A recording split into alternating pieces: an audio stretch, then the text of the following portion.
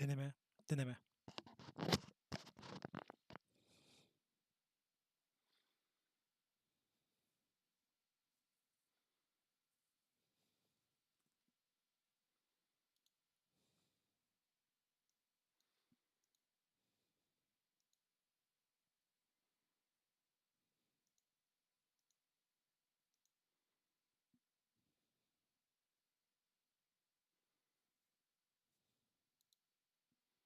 I don't know how it's working out, but I guess we will see.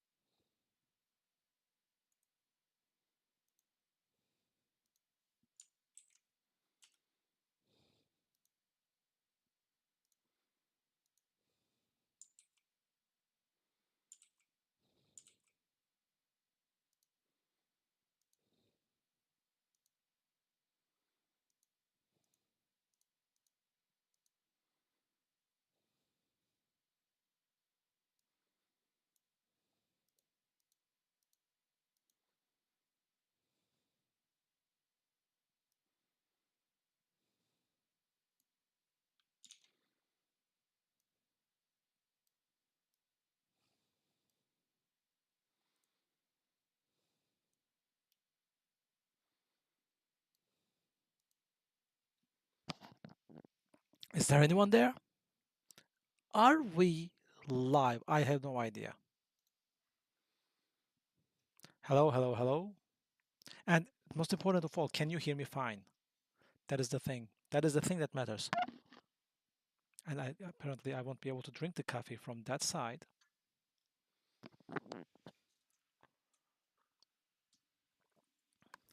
How is everyone? Can you hear me? Let me write on the chat.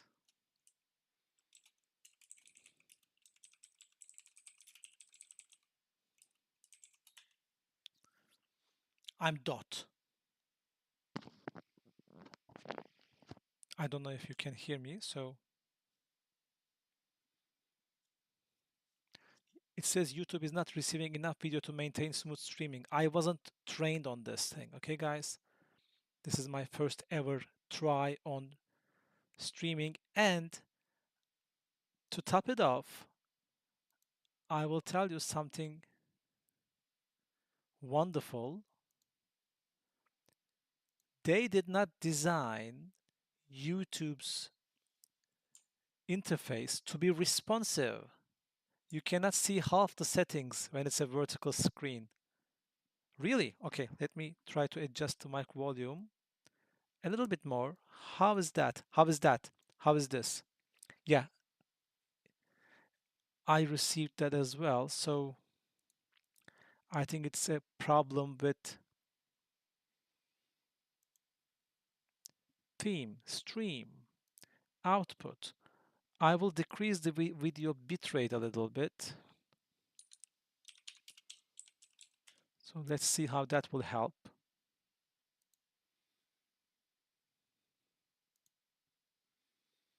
And maybe the audio bitrate, yeah.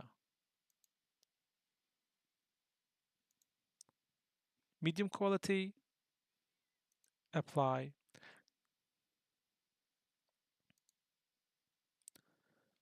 We are live. Okay, then. You can hear me. I don't need to hear you. So how have you been? Do tell me if you don't get enough video. So YouTube is not receiving enough video to maintain smooth streaming. As such, What? What? Viewers will experience buffering. I think this is something bad, right? So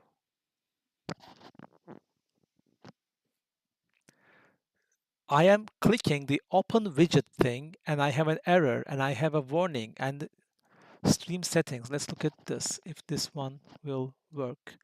And no, why can't it maintain smooth streaming? Let me check my speed. Yeah, maybe we will carry this over to Zoom. I don't know.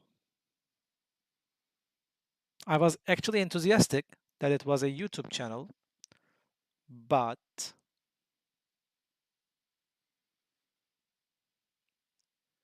I don't know if it's my internet. It probably is.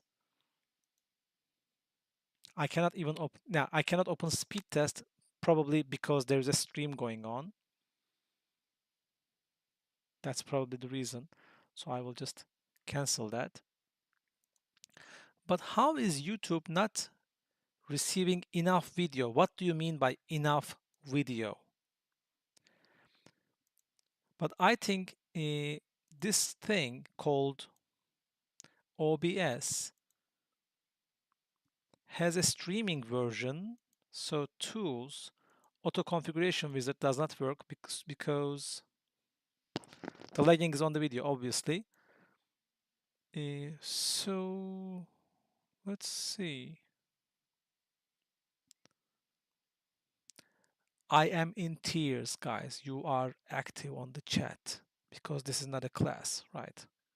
All right, then. I can live with that. It's nice to know that you are alive and well. So now I'm going to try something because apparently I cannot change streaming settings. Maximum video bitrate 51,000. Are you kidding me? It doesn't work with that even. Okay, I will decrease this to this. And we will see what's going on. Medium quality. Let's make it low quality. Quality is okay. Is it okay now? Is it okay now? Are you satisfied? Are you not entertained? Okay. My voice is blowing up to me in my earpiece, but are you okay with this? All right. So anyway, let's begin. Where do we begin? Where do I even begin? I mean, games, right? But well, I told you it was going to be just a regular chat, just an ordinary chat. And since I have nothing better to do, and obviously you have nothing better to do, how many people? Oh, there are 10 people viewing. That's wonderful. We are 11 people right now chatting about this. So I wanted to tell you a little bit about actually immersive sims.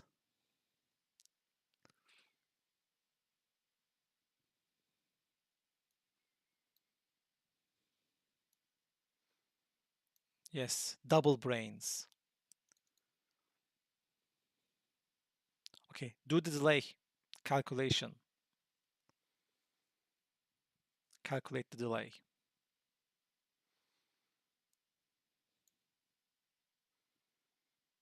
So, okay. I had very little time to tweak all of this. I mean, Usame contacted me about this today, yesterday, I don't know. And then I realized I have to make some preparations for streaming because I have never done streaming before. So apparently there were certain things that I should have done. And I see myself on the video over there, which means I think there is some, yes, I can see the video. If that is me over there now, that means there is some lag indeed. Not the regular lag, but I mean the kind of lag that the video is slow kind of lag. All right, okay, I decreased the quality quite a bit. I sacrificed the quality so that you can get efficient, fast, speedy things, like kind of. But It might also be that I have actually tons of, how to put this, tons and tons of tabs open. So I will close some of them. So for example, do I need this? Yes, I'm going to save this to read later. You don't know what it is, but that's okay. And I don't need this, and I don't need this, and I don't need this, and this. I will look them up later. I need this. You are not, I know you don't see it. You're probably typing in the chat that we don't see your screen, but that is the purpose of the things. I don't want you to see these things. These are my tabs. So I'm just closing them and I'm talking so that you will have at least something to hold on to, because this I don't need, but I need this. I am very skeptical about this, and I need this. This is unbelievable. I am closing tabs one by one. There were over 76 tabs around these parts, and I don't show it any mercy. I am just closing tabs one after the other. This is unbelievable. ChatGPT, goodbye. This one I might need, because I don't know what it is. Okay, gone. And this one, and this one, and the rest is just my Gmail and my other stuff. So we are effectively light now. I will just take these aside. These will be my social media, my connection to the world, if you will. But yeah, now that we are free of all the academic hurdles that we have, hey, let's see what it is. Runetera Gezgini, who did you expect? I mean, did you expect some celebrity or something? It's me. It's just me. Did you expect Can Hoca maybe? I've seen his videos on this channel. It's just good old me. All right. Wonderful. So let's then talk about something. And I was thinking about immersive sims. But if you have any other topic in mind, please drop it in the chat. And this is a regular chat. It's not a lecture chat, right? We are not in Zoom. This is not the meeting chat. This is the streaming chat. So this is also an OMG moment for me as well. But we'll see what will happen. You'll see how it will go down. And I was thinking about, as I said, immersive sims. So let me do something. Let me try this, see if it will work. This is, okay, this is Mr. Google. This is my Steam. And I'll try this, and you know this from the courses. Yes, I have it. Because why change something that works, right? So if I ever get over enthusiastic and some academic, and I want to tell you something by drawing it, I will use this one. And there are actually very nice ways to do it on screen as well, but I haven't researched them yet. So if tonight goes well, I will be compelled to do some more research and do more, right? In the name of connecting with the students. But other than that, this is Steam Winter Sale. Have you bought anything in the Winter Sale? So I will ask the classical question that I ask at the beginning of all my lectures. What have you been playing lately? Actually, let's lead with that. What have you been playing lately? Because I really, and I think you know this, I encourage you to play games, right? Because you are in game design, digital game design major, so you should be encouraged to play games. But what have you been playing? And actually, I'm going to clip in my mouse. And I have forgotten, no, it doesn't matter because you don't see anything in my background right now anyway. But other than that, I'm really curious about Hogwarts Legacy.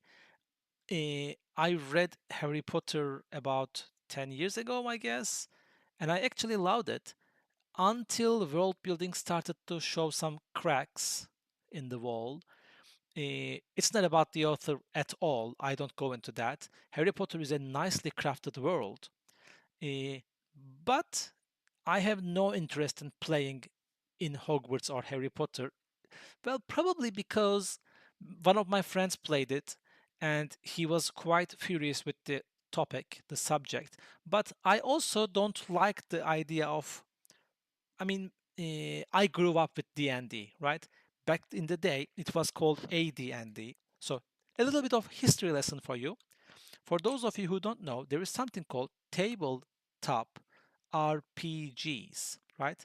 Or, as my generation would like to call it, RPGs. Because this thing was around before computers were ever invented. The computers were invented. It was 1970s, right?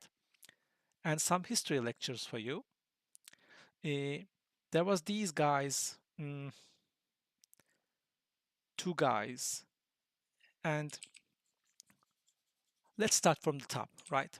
So Brutal Legend is not what. Okay, Brutal. Ah, you have been playing Brutal Legend. How did you find such a classic? But anyway, there is this game, little thing, maybe you know about it, called Warhammer, right? So it doesn't actually start with Warhammer, but Warhammer is a very big part of it. And the thing is, these guys, mm, Dave, no, D&D founders. Who were they? Yeah, Gary Gygax and David Arneson. Both are dead, by the way.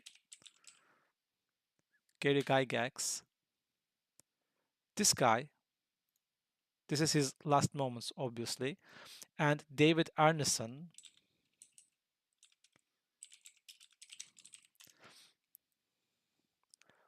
So these two guys actually invented D&D, and they are responsible for a very big chunk of today's popular culture. What they did was actually they said, hey, this is Gary Gygax in Futurama. It was a very emotional episode. The episode was aired after he died, so he starred in it actually. And in this scene, they introduce the characters to Gary Gygax, and he says, "Oh, I'm Gary Gygax. I'm Roll the Dice. Pleased to meet you." So he decides his mood based on the dice that he rolls. It was actually wonderful. But these guys said, "Hey, you know all those war games?" So it's not actually Warhammer, but war games. And I'm not talking about the movie. War games is basically this.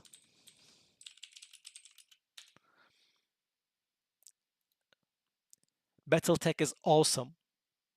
So, but war games were not actually games, guys. Okay, this is how it started.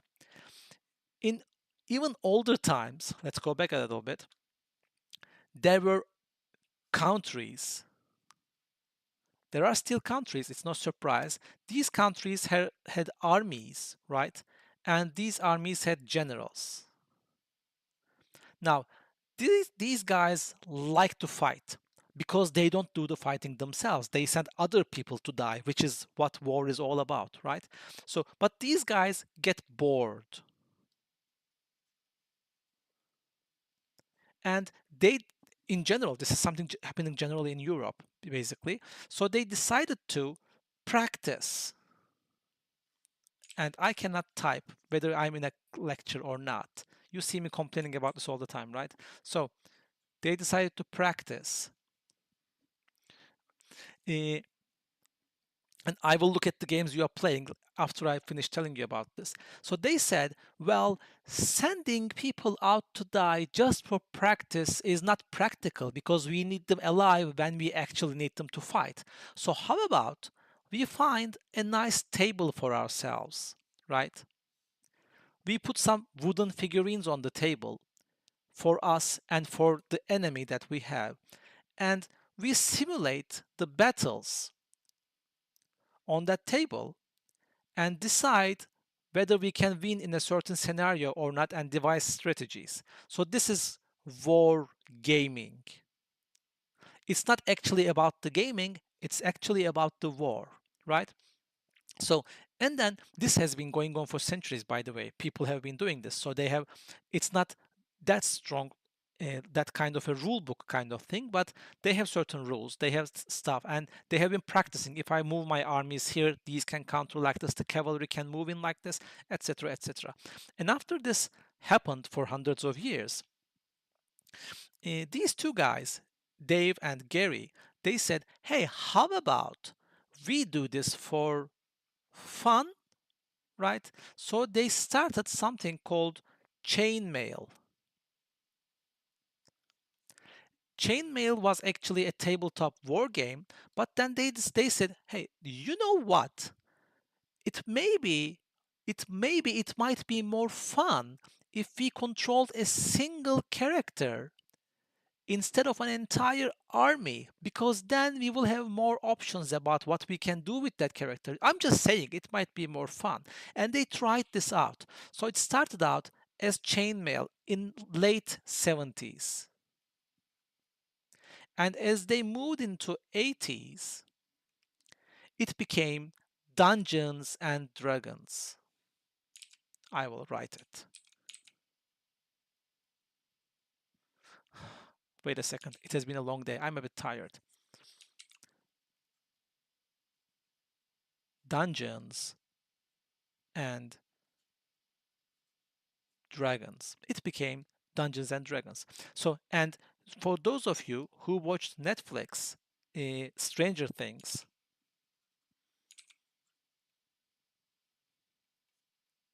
that's the thing they are playing, in case you didn't know. But anyway, so that was all the craze in the USA back in those days, right?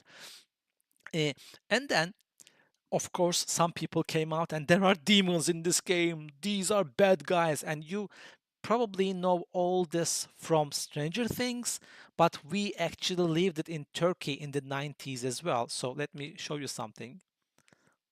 If you write this, 90'lar satanist avı. During the 90s, when I was a child, uh, people were fear mongering in Turkey regarding Satanism, right? And when you think about it, it's actually stupid because Satanism is actually something devised against Christianism, all right? Islam, this is a Muslim country, Islam cannot have Satanism because Satan is not colliding with God in Islam. It's just another angel, right? So basically, according to Muslim faith, God can just destroy Satan anytime he likes, right? Because omniscient, omnipower. In Christian belief, there is a war going on. Again, God is almighty and all powerful, but their balances are a little bit different. God and Satan are in kind of a bet. It's not a conflict because God is all powerful, but it's kind of a let's see who will attract more followers before judgment day kind of thing. So Satan can be a power opposite of God in Christianity. That's not the case in Islam, right? But even regardless of that, in Turkey, people started to fearmonger, and people who listened to metal music, for example, were apprehended by the police. So, and look at this, Şeytan bizi tebrik etti. What the heck is this now? And some young people actually went along with that flow, right? And there's a very, very famous place,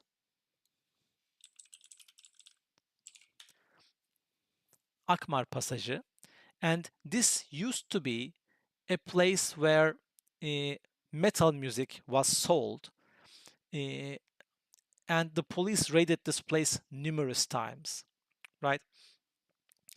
And these days it just sells test books. By the way, if you want to buy test books, you can go here. Lots and see lots and lots. And back in the day, it was a place of metal music, heavy metal music, etc., etc. Look at this. İlk satanist cinayetle bağı ne? What's the connection with the first ever satanist murder? Now, there were some things happening back then as well. But anyway, uh, yeah, the thing is, the same thing happened in United States in 80s. And when you think about it, 80s kind of came to Turkey in the 90s, right? If any of you have watched that show called How I Met Your Mother, in there, Robin says, yeah, 18s didn't come to Canada until 90s. So that's kind of what happened in Turkey too. But anyway, I get carried away as always. So uh, these guys invented Dungeons and Dragons. It was a craze, right? And then it moved on. It became, first of all, first it became AD&D because they made it very complicated and they said Advanced Dungeons and Dragons. And then it became a second edition, and this is the one I moved into. Eh, and then it became D&D third edition.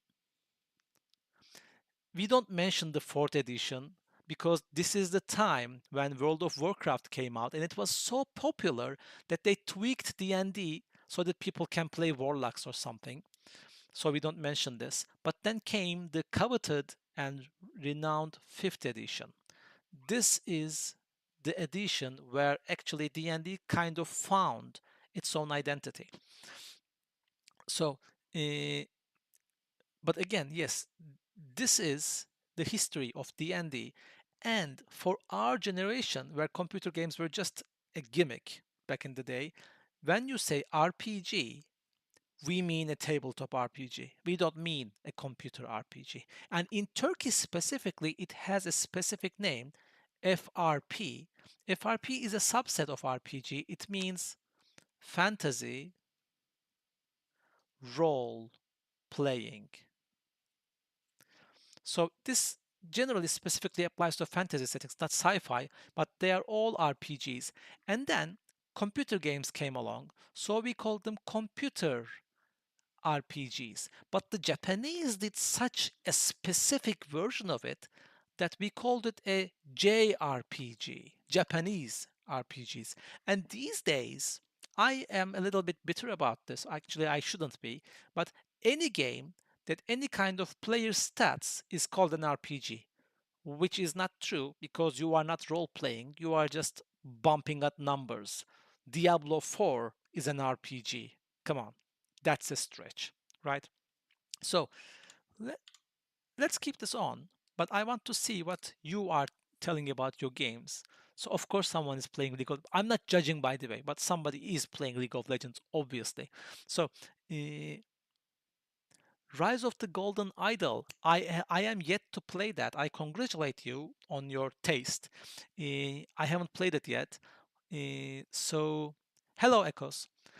Tetris, the obvious choice. Obviously, Tetris is the thing to go. By the way, do you hear my sound in real time? Because I see the video quite delayed. You hear whatever I say. You hear, right? But you probably hear me with a few seconds of delay, and normally that's all right as far as I know. So there should be a little, it's normal that there's a bit of lag, but it feels so strange to me. I look at the YouTube screen over there and I still see the white, the whatever I wrote a few seconds ago. Just Beholger? What is Just Beholger? Let me see. What is Beholger? Ah, I have not heard of this. So let's go to Steam and see what it is.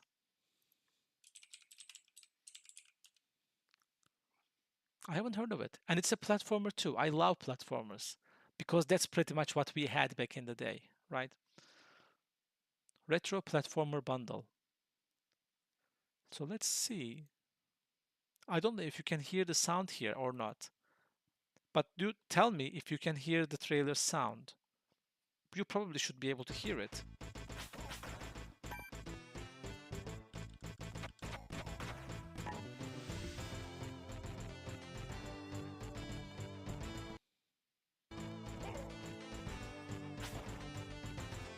Looks fun.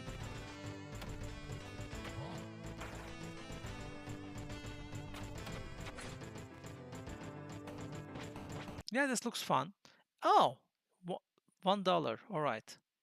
So instead of buying one glass of milk, I can buy this. Okay, I'm sold.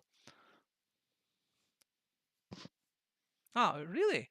Oh, it's probably YouTube is blocking it or whatever. I mean, I don't know. I have to find this stuff out, right? But thank you. Uh, you are playing Marvel. Is my Marvel Rivals any good?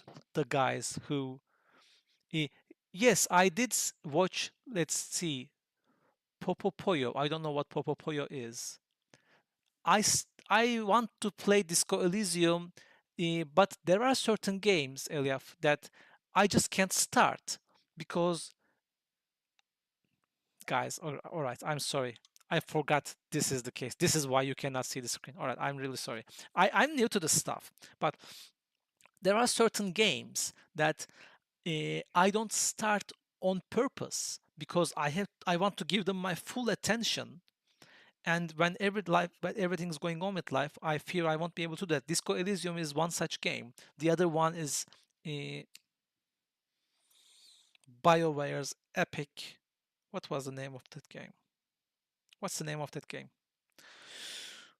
Mass Effect 2. So it is the one that is most loud in the series. So before starting that, for example, I've still been waiting. I finished Mass Effect 1 about 3 years ago, and I did the completionist run. But I loved it. But I haven't started Disco Elysium for that reason. I don't know what Popopoyo is. I will look at it right now. And there's no such thing as Popopoyo. Or maybe it's just Poyo. You corrected it? No, there is no Poyo either. Uh, Dark Descent. I don't have it. But let's see. It doesn't say error, so maybe I can play it if I have the time. Path of Exile 2. No. No. I installed Path of Exile 1. I saw the skill tree and I said, nope. No. I have neither time nor inclination to engage with that kind of a skill tree. No, thank you. Baldur's Gate 3 is a game I want to play, but it I don't play very large RPG games because it takes a lot of time. So I watched the Secret Devil series. I haven't watched the last 5 or 6 episodes, I think, and I think the Warhammer one was pretty good. I don't know anything about Warhammer 40k, by the way. Uh, so hello, Tarek. And yes, Marvel Rivals, Spiritfarer. I heard that name. I have that. It came from something. Overwhelmingly positive.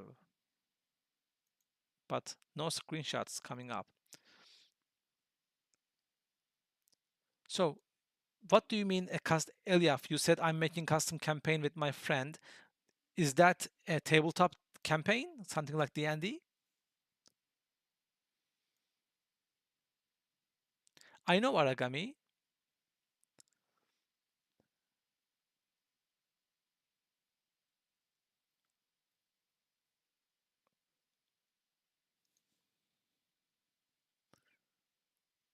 I played Scorn actually. I started playing it. By the way, for those who don't know, Scorn is a very interesting game. Play it at your own risk because if you guys know the works of Gigan, this is that kind of thing. So Gigan is this guy. You know his most famous work is Alien. Giger. What do you mean by what do I mean by Gigan? I mean this guy. And his works are things like this. And as I said, his most famous work. Thank you, Internet. You are doing lovely today. His most famous work is the alien design, obviously. Uh, Ask me again, Karem. I am very familiar with the RTS genre, and I will get back to it. So, uh, obviously, this guy plays with morphology quite a lot, modification, and all that stuff. I hated that YouTube. I will take myself to this side. So, whenever I click on something, you can see it here, right? I have to consider that as well. So, uh, this is basically Giger's art, and he was very influential in a lot of things, right?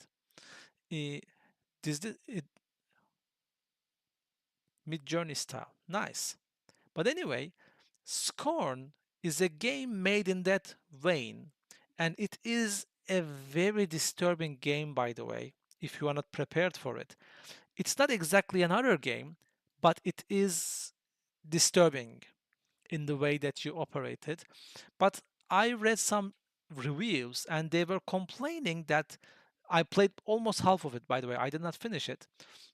But I read some complaints that it was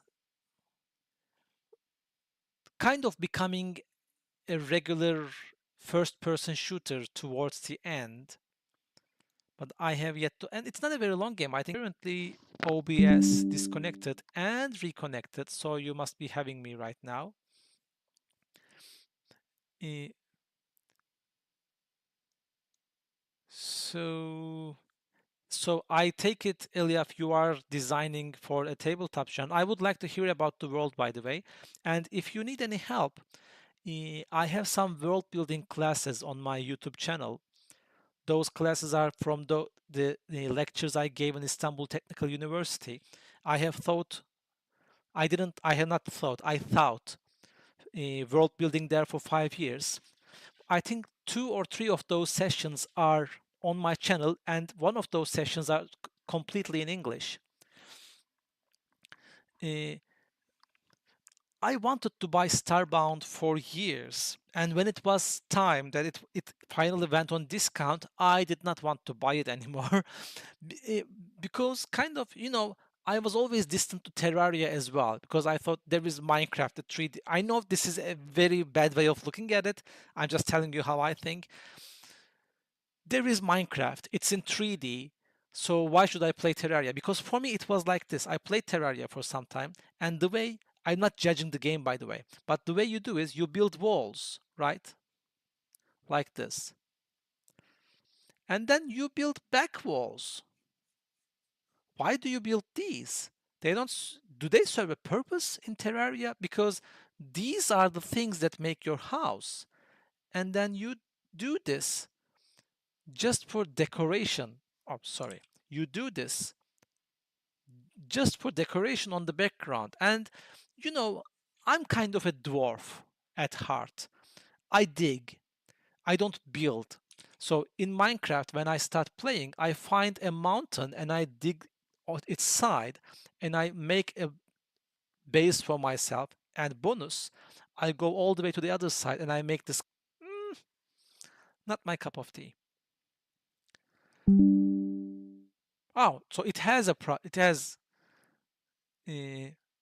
a reason. Okay, so Titanfall 2 is a great single player experience. I haven't played the multiplayer version. I don't think I ever will.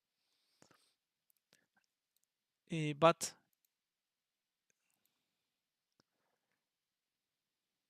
who is Tobler? Play one shot. It's on my wish list. Let's take a look. I will pull myself around here.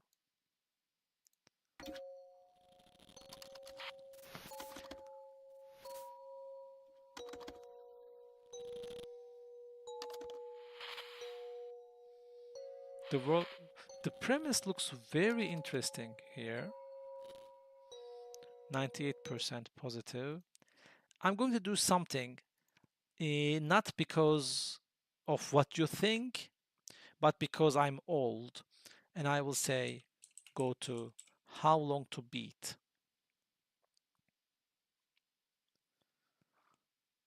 And I will go into one shot. Now, I'm not one of those people who values games based on time per dollar. I hate that. Okay, this is absolutely something I would buy because I don't like long games. I want to finish the story condensed and then I want to move on, right? So, okay, continue shopping. Risk of Rain is obviously, well, Risk of Rain and I have kind of a different relationship because when Risk of Rain came out, let's take a look. The first one, obviously. Uh, when Risk of Rain first came out, I was not very well versed in what a roguelite was. So I kind of said, there is no apparent progression. I absolutely loved the game, by the way. The gameplay is wonderful. But I kind of fell out with it rather easily because I wasn't very well drawn to roguelites. Wait a second, which roguelite made me understand the genre completely? I wonder. I'm not exactly sure which game it was. I think it was Delver. This one, I absolutely love this. It's a wonderful little gem, and you make it's basically like this.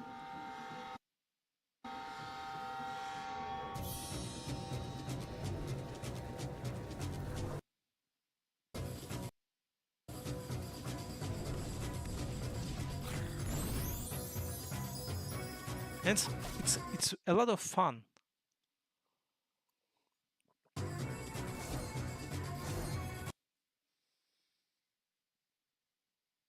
Oh,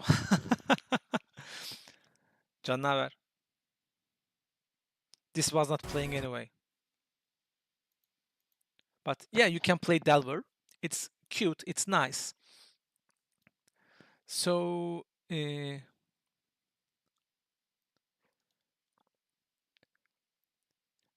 Rızık, are you playing Elite Dangerous or are you making fun of me having 1,000 hours on Elite Dangerous? Which one is it? Do you have 1,000 hours on Elite Dangerous?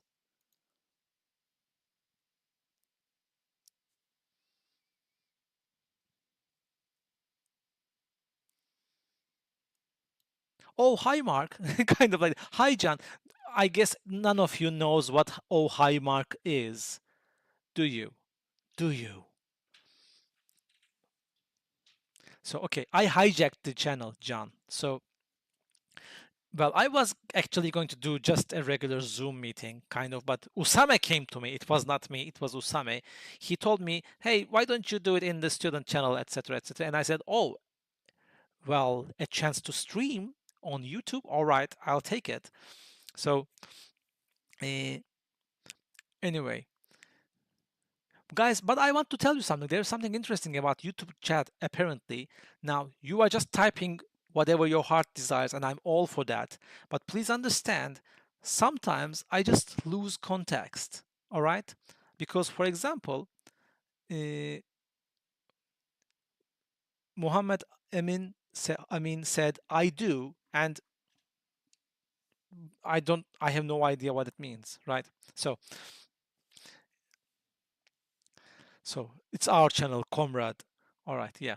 But anyway, other than that, what were we talking about? So, you are asking about the games I made, Mushua, and I will show you something that I am not very proud of. Something I am not absolutely embarrassed about either, because you don't know my background. You don't know me, right? But the thing is, I am a mobile developer, all right? I have developed mobile games pretty much all my career. Eh, but so once when I still looked for work, now these days kind of work kind of finds me in a way, in a sense, but I had this one and I will show it to you once and only once. It's a show reel that I made, I think, about 2 years ago, 3 years ago. It might not even be on this channel. Yeah, you just said Hell March and I have to play it now. You said the secret word.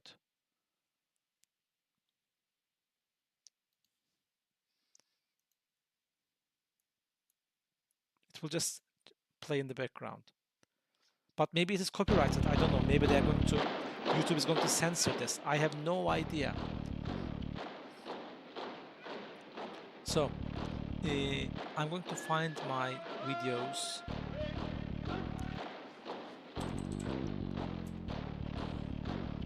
Do I have it? No. Can it be my other channel? This one has only one subscriber.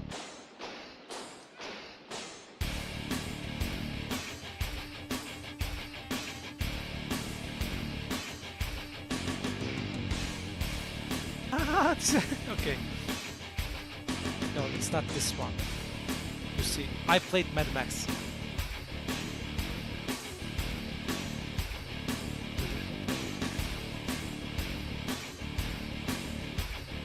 How do I switch this again? Oh, I just closed everything. Everything. And it's back. Interesting. But I have an extremely Hell March. John is absolutely correct. We were smitten, guys. When Hell March came out, well, think of this. You are teenagers, right? And I don't know about John, but I wasn't exactly well versed in metal music or any kind of rock music either. I kind of grew up with classical music. So when Hell March came out, I said, there's something like this. And it was insanely cool. Mad Max is not underrated. It might be underrated. Mad Max is, I mean, I have hundreds of hours on Mad Max. So how do I have to go quite a lot back. So let's go to the next page. Can we go to the last page? It should be somewhere around there. But I'm going to show you this. This is something I did with my wife. And let's... Okay, I'm going to show you something. This is my very first ever game project, okay? So this is something I did for Istanbul Technical University. It says pre-alpha on it. So I will not play all of it. Fix now. I will close everything on this part. Okay, are you ready to be underwhelmed?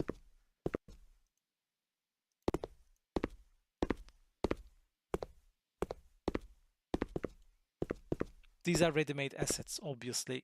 I did not do any of these. Here you can see I actually don't know anything about lighting. You see the shadows? It means I don't know anything about lighting. On this under. Apparently not. No, apparently not. I mean, the internet is our enemy today.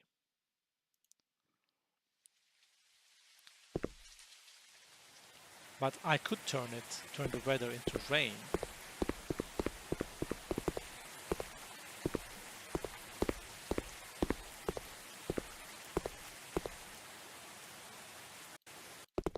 Let's see if I could program the doors on this one. I think not. So I don't want to show you anything else about this. It's embarrassing. So I had this one. I completely forgot about this, but it's not worth showing to you. Okay. I had this one. I worked on it for some time.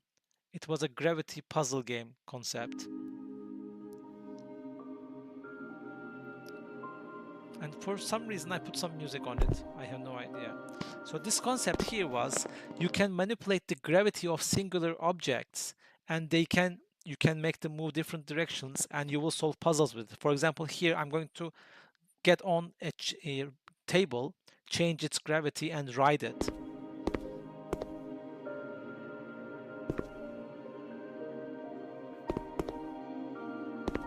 And I had designed this cage specifically for travel.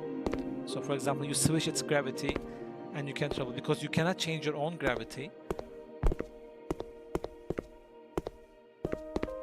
And you have to be close to an object to switch its gravity. I don't know why I dropped this. It sounded nice. Remember, it was because I was using physics to manipulate objects' gravity and I had artifacts like this.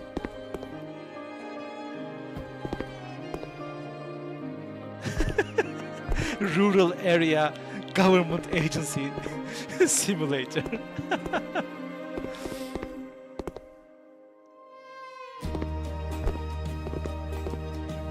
See, this is why I stopped it, because I did not, by then, this is I think 8 years ago, I did not know how to properly handle that.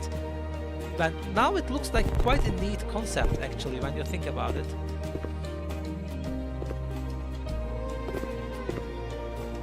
And this is it. Let's see if there's anything else I can show you. I want to find my... By the way, Eliaf, these are my world building lectures here. You see, and these should be public. Yeah, they are public. You can see them in my channel. And this is from my wife's wedding photographer days.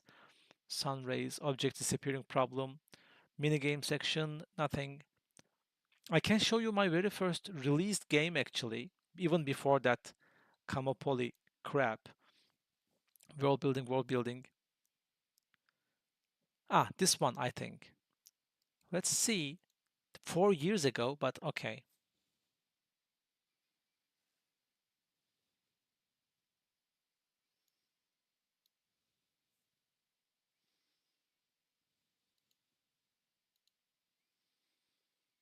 I wonder if this is the one.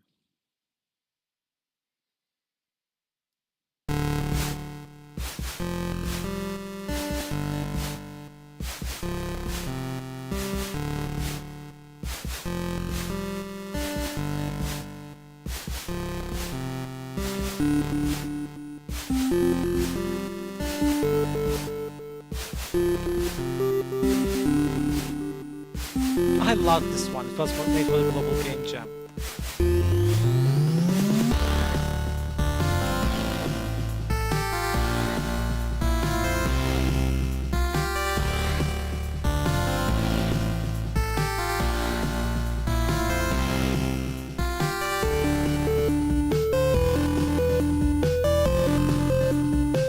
This is my ever very first game.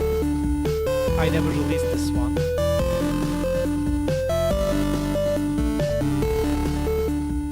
It was a first-person endless runner. I even animated the hands myself. Full Throttle is not the shit, it is the most shit ever. I mean, right, John, when I think of asphalt, when I smell of asphalt, I think of Marine. And that's it. Guys, you have to see this.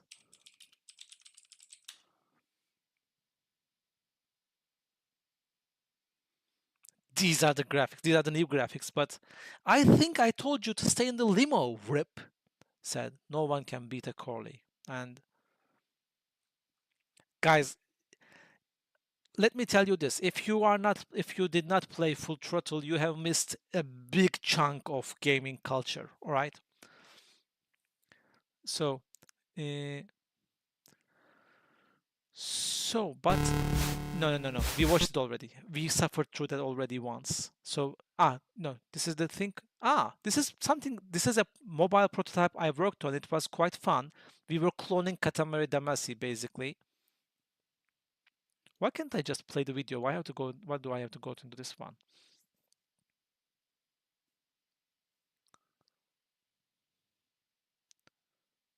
So you are basically collecting objects and you are increasing in size as you collect said objects. It was a fun project, but think this is the downside of mobile, okay? I made something about 40 games in mobile and not one of them was released. Not one of them was fully released. So mobile is kind of a thankless job, kind of. I played Metal Hellslinger. It's wonderful. I just couldn't finish it. So this is something I tried. And I had a lot of fun doing this. And looking back now, I would probably do certain things differently. But yeah, I think this was one of the most fun mobile games I worked on. Again, a shame we never got to release this. You are supposed to have an opponent that you are running against, but the thing in mobile games is you never let the opponent win. The opponent is always a computer, and in the end, you are fighting with things. So in mobile games, the opponent is never a human. It's always the computer, and you'll always let the player win. So let's see. Ah, this is the one. This is the last show reel I ever made 3 years ago. I never made one after that.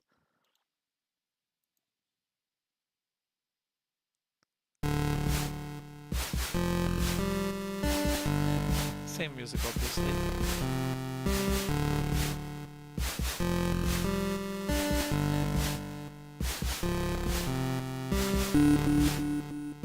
This was fun.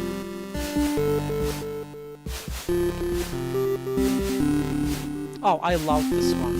This is basically Stefan's sausage roll made into mobile.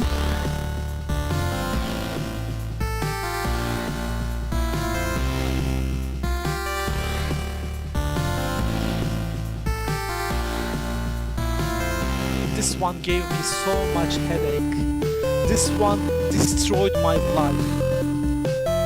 And this one was painful to work on. This was fun. Yeah. This was just silly. But I can show you. I can show you my Subnautica base if you want. This is something I built on Subnautica. Subnautica is excellent. Just go play it. So I built this.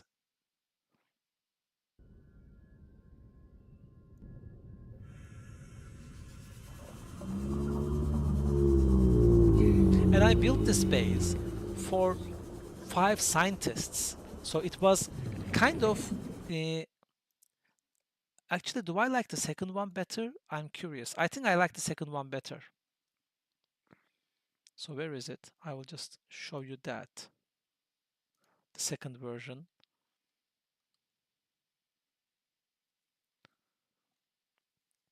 Let me find that second version.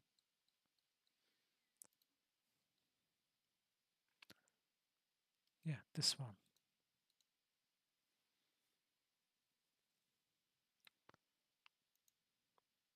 So this base is built for hypothetically 5 scientists that are working on this planet. Okay? I'm going to take my chances with full HD. I don't know if we will be able to manage this. So this is the full base. I will give you a tour of it even. We even have airlocks at the entrance. You see the garden in the middle. So we have an airlock, as it should be. This is the entrance lobby. We have the signage as well. This is the cafeteria. And this is the storage. We can store, and the battery charger is also here. Now we will go, I think we will go into, yeah, the quarters, crew quarters. So first of all, this is the hydroponics farm. Everything is done here. And first crew quarters, 1 floor down. And this guy is a botanist, and this guy, I don't know, was it the mechanic? Maintenance. So the maintenance guy and the botanist. And these guys had personalities as well, but this guy was the physicist working and the biologist. So 4 people working, and then there's the captain's quarters up there. It is up here. By the way, the thing I hate most about Subnautica is that the ladders did not have climbing animations, because it breaks the immersion so much. HD is pushing it. Okay, so take it back to this one. Semi HD. So this is an overview of the entire garden. And this is the captain's room. Ignore the image. I was testing if I could put something nice in there.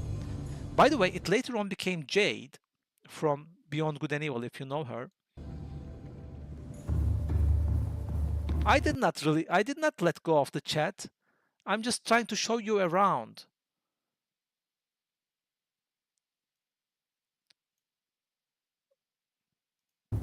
Yes, that's Markiplier.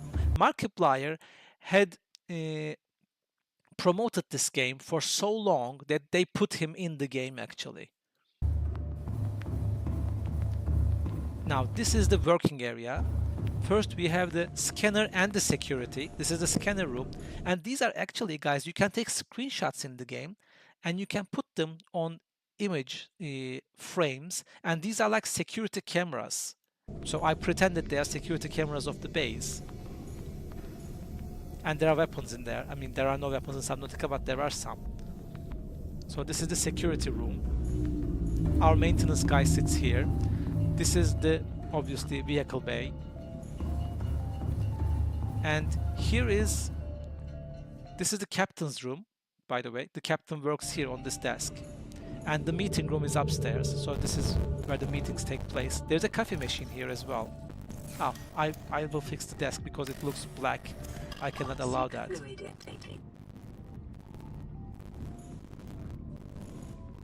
And the game kind of reminds me.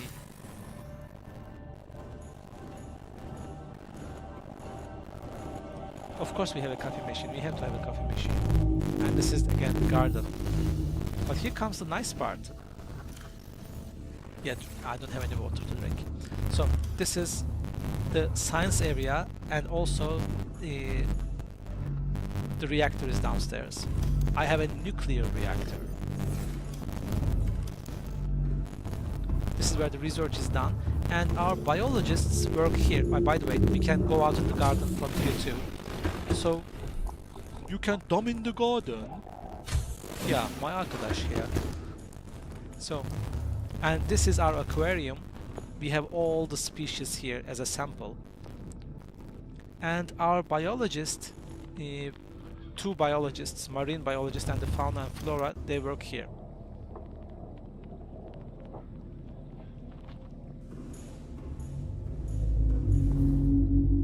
So each room has a radio, obviously, as they should have. Later on, I connected the space as a ring to the storage room, because that was the obvious thing to do. And this is it. Well, if the game is worth it, I hunt achievements.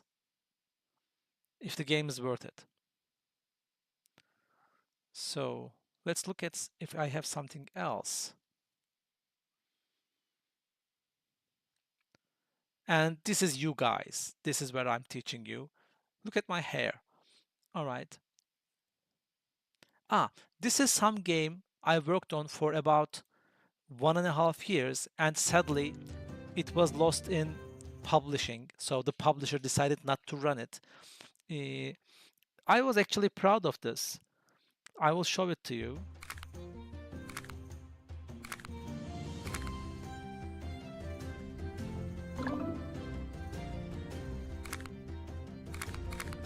So just as I said, mobile is kind of a thankless job, because what you do, what you work on for so long might never get released, and you will never, there's nothing you can do about it. It's all business, it's all money. So let's go into gameplay. Yeah.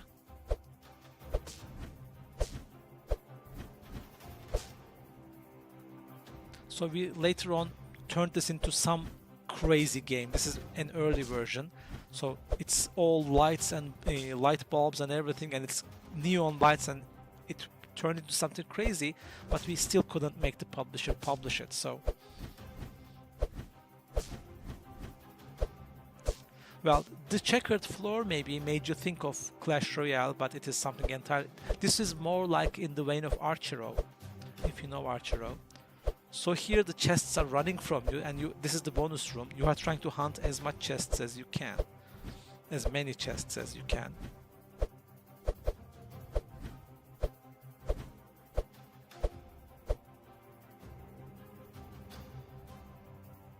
I don't know if there's any other interesting thing. There's a boss fight.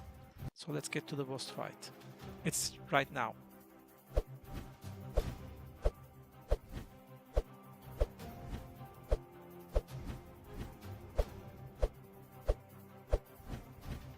And it was actually very easy to beat this boss. So I could just do it in a matter of seconds like this. And the dungeon is over.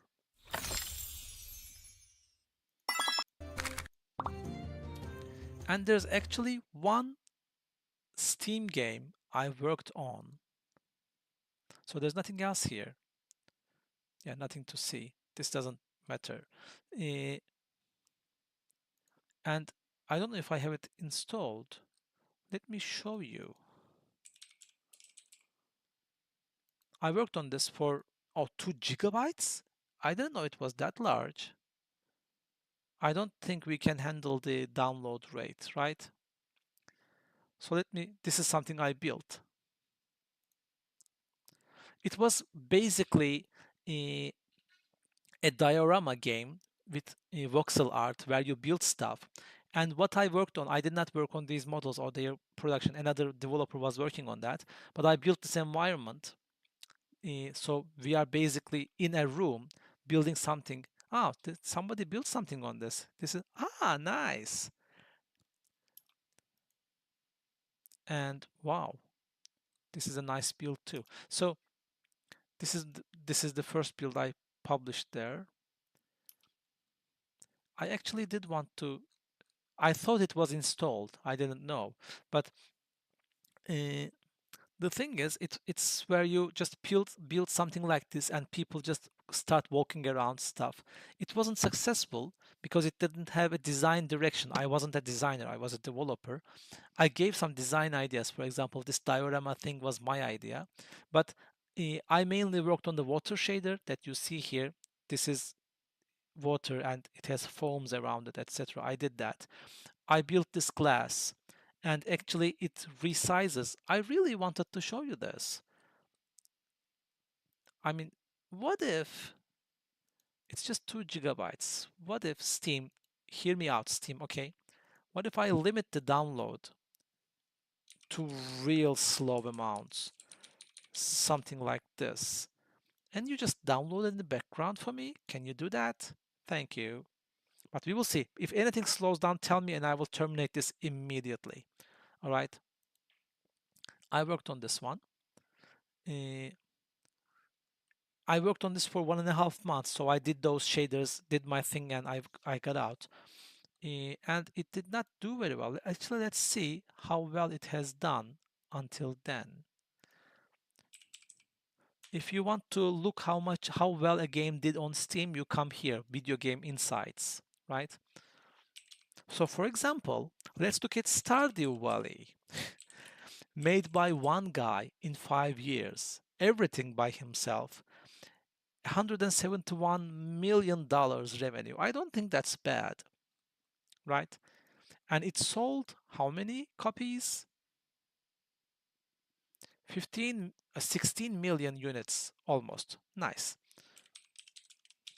And let's look at my game now. It sold around 120 copies. Again, as I said, $600. It did not even pay my salary. Uh, but again, the problem with this was there was no design direction. Okay, that's important. All right, other than that, I can show you my first game actually, the very first thing I ever released, and you saw some part of it. I cannot access itch.io. This thing will be, oh, this is actually going 1.5 hours. No, thank you. Does this stream slow down?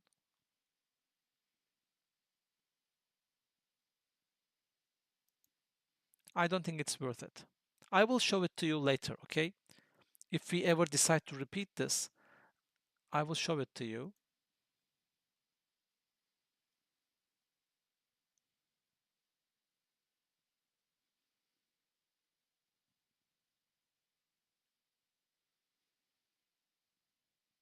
But I don't know if you can hear me anymore. If you can hear me, do send me. You cannot hear me. Can you see me at least?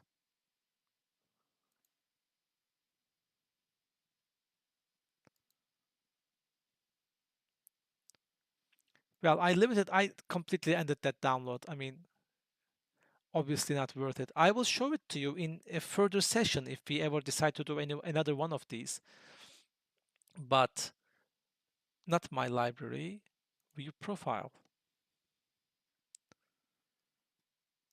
I will pause my own live. So these are the kinds of, oh, Grid Runner is actually here, but this is the one that I actually released. And I will show you just a video, gameplay video of it.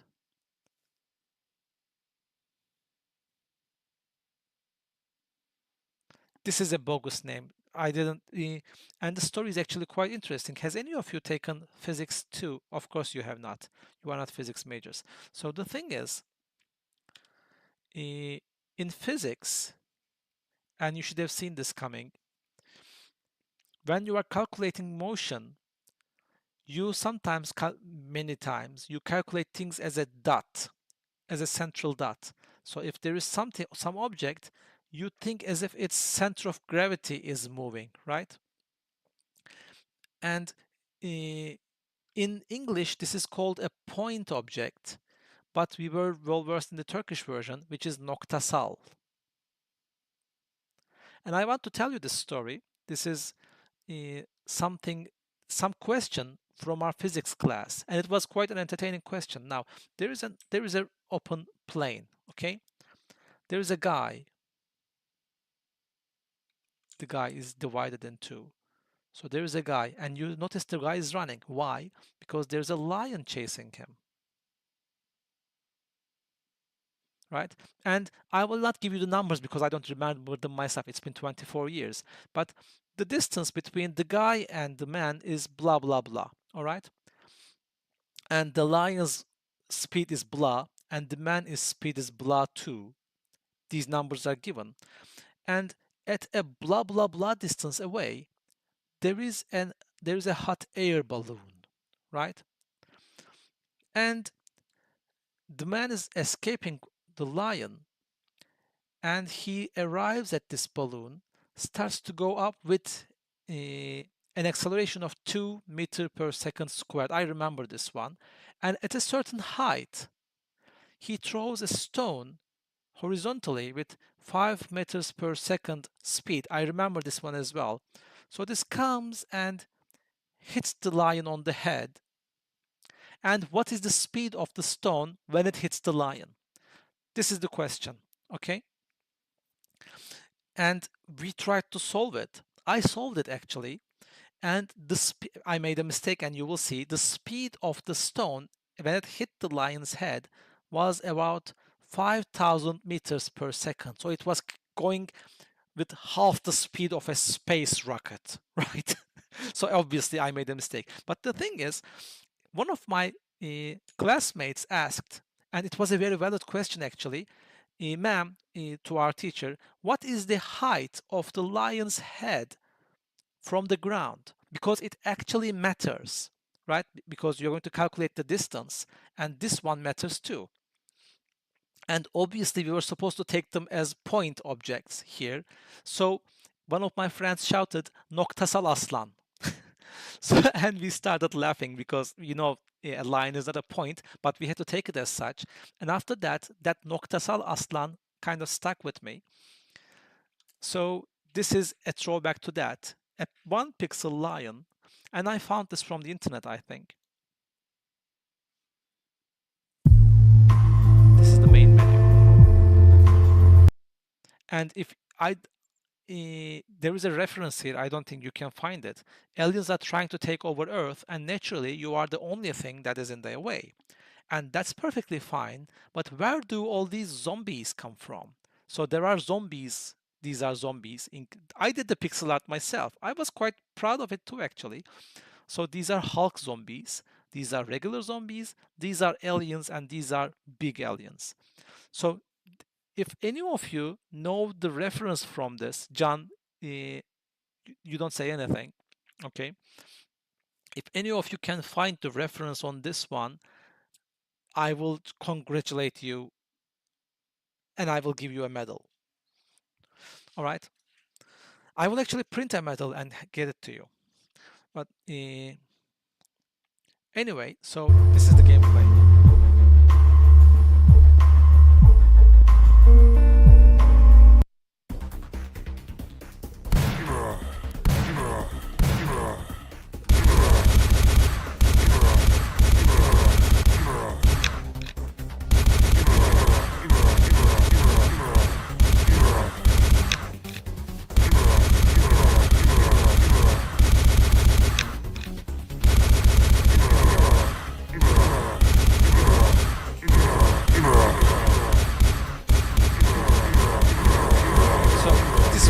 8 years ago, okay?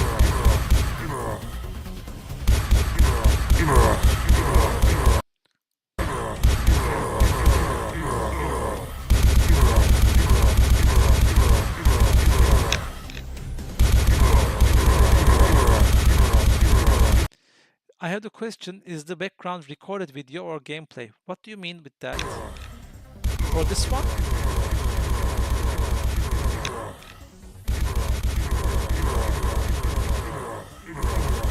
Yeah, this is basically a Crimson Land clone. It was a shameless Crimson Land clone. This was my graduation project, so I did not try to do anything original. And I'm actually sad it doesn't have the nice weapon icons that I had previously. I installed. It doesn't even have the grenades. I had grenades on this one. It doesn't have the grenades. That's a shame. Okay, 20 megabytes. I can download this one for you. I don't think YouTube will mind. At the main menu, you might have heard the music. I took the music from opengameart.org. This is a website where you can pretty much use anything you like. It's open source game art. There are great things in here, and I found my music from here.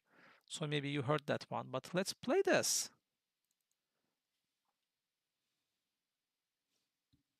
And there's some Easter egg that I'm particularly fond of. I will show you that as well. This is how Unity looked like, guys, back in the day. It has this splash screen. The reference is actually from All You Zombies by Robert Heinlein. So it was, I think it was made into a movie called Transcendent. No,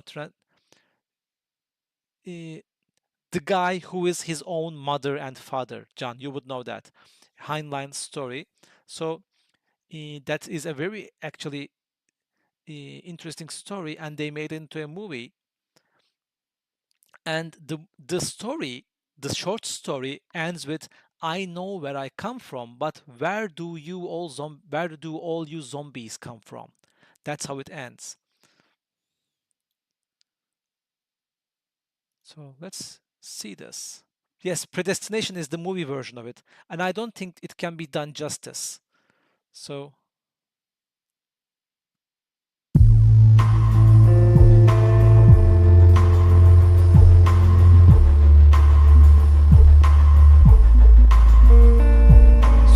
it's this, and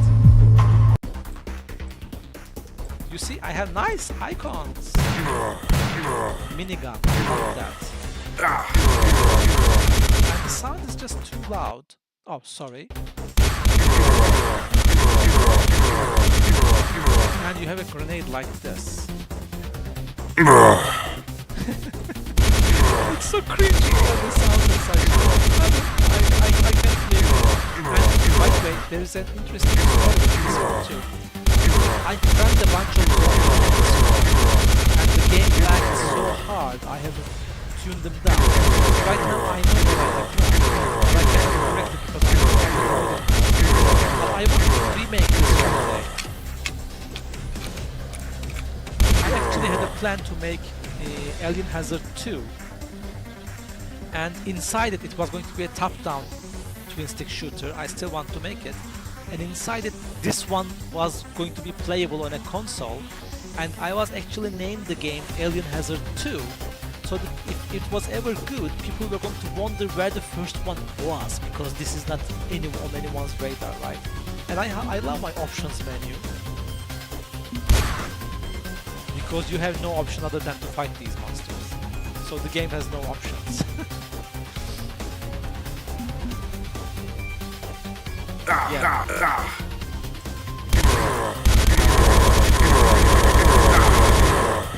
It's an unfair game.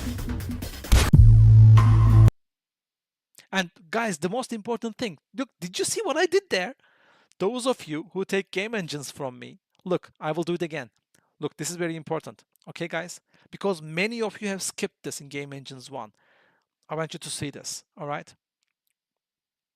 So this is my graduation project, so I can show it to you. And I'm proud that I have done this. There is this, okay? And I gave credits.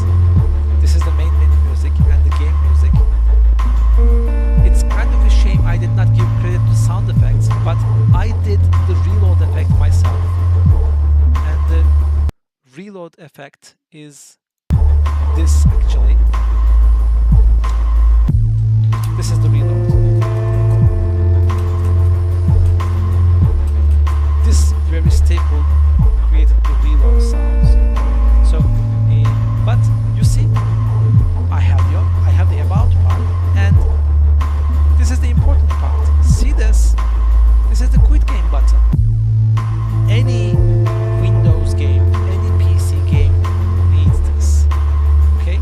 If I have to Alt F4 out of your game, that is not a game. All right? So I kind of mixed work with pleasure, but you can bear with me. I'm always somehow in teaching mode. But all right. So that's this was a very long part of the session. You wanted to see what I have done up until this point, so this is it. Right now I'm working on a few things at once. With a friend, I'm working on a Fallout Shelter style troop management game.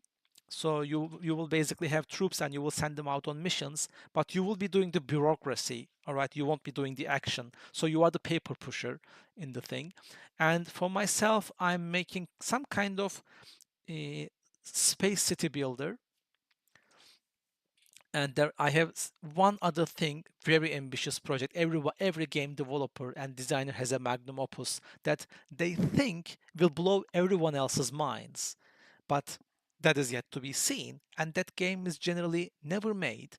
I have one of those, but I'm optimistic it might come about someday. But right now I'm working on 2 games myself, but I don't know when they will be released, but they will be released someday, I guess. So yeah, the zombies say bruh when they die, but please mind you, when this video came out, bruh wasn't a thing, right?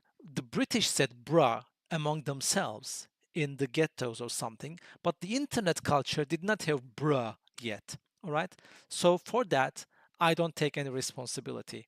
I think I'm in the clear. But okay, which website, John? Why does everyone forget they have seen this website right now? What happened with that? itch.io? Game art, open game art. You cannot use this. All right. I'm closing it up. But okay, guys, I will tell you something about open game art. It's John, I will do this. Okay, I will show this with your permission because I have to tell now. You can find game art from here, but nothing here is fitting well with anything else here. All right. That's because everyone submits their own artwork and there is no consistency. All right, so I will tell you, if you find anything on this site, it will not be consistent with anything else you find on this site. All right. And the good ones are already known. I know the good ones on Open Game Art, so I will know they are taken from there. And if Can Hoca asks me, I will tell him which ones are from Open Game Art as well. But other than that, let's see. I have to update my itch.io page because these are games I made for. These 3 are games are made for Game Jam, and actually, if I can show you Global Game Jam for 2020, there was something I did there. Global Game Jam 2020. Yeah, it has ended. Do tell. It's quite interesting that it has ended. 75 entries. Wait a second. This is not the one. No, this is not the one. Because only 75 games, it's impossible. It's impossible for Global Game Jam to get only 70. This is Global Game Jam next.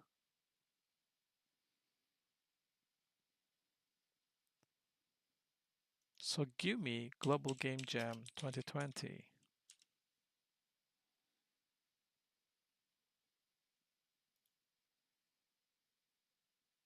So let's see. This is your submission there, but where is the game jam itself?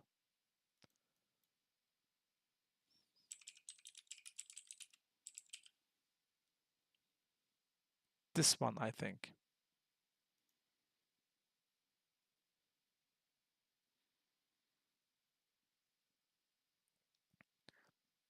Yes, the team was mend, and it's, I think, I don't know if I can find my game among these. But basically the premise was you are struck, or your spaceship has been destroyed, and you are two players, and you have to carry the pieces back to their places and mend your ship. And it was actually quite fun. Some people even wanted to play it in the game jam place. So I was lucky to be in that. I'm curious if it's here. I mean, the global game jam receiving 300 games is again a bit unlikely. But if I can, wait a second, if I can pick the place, top games tagged, top rated games tagged. I don't know why I did not. What was that? I don't even remember the name of the game. That was 4 years ago. Hmm.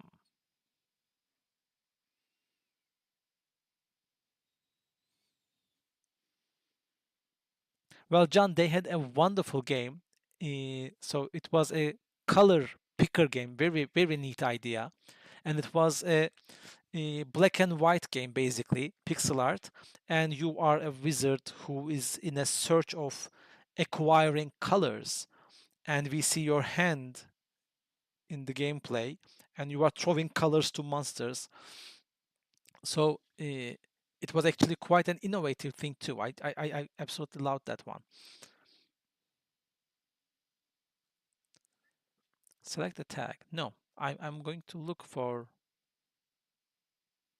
space repair. Maybe we did not take our game. I'm going to go directly global game jam 2020. I'm going to look for, yeah, obviously it was going to be global game jam's own website. What am I thinking? Why should they ever post on itch.io?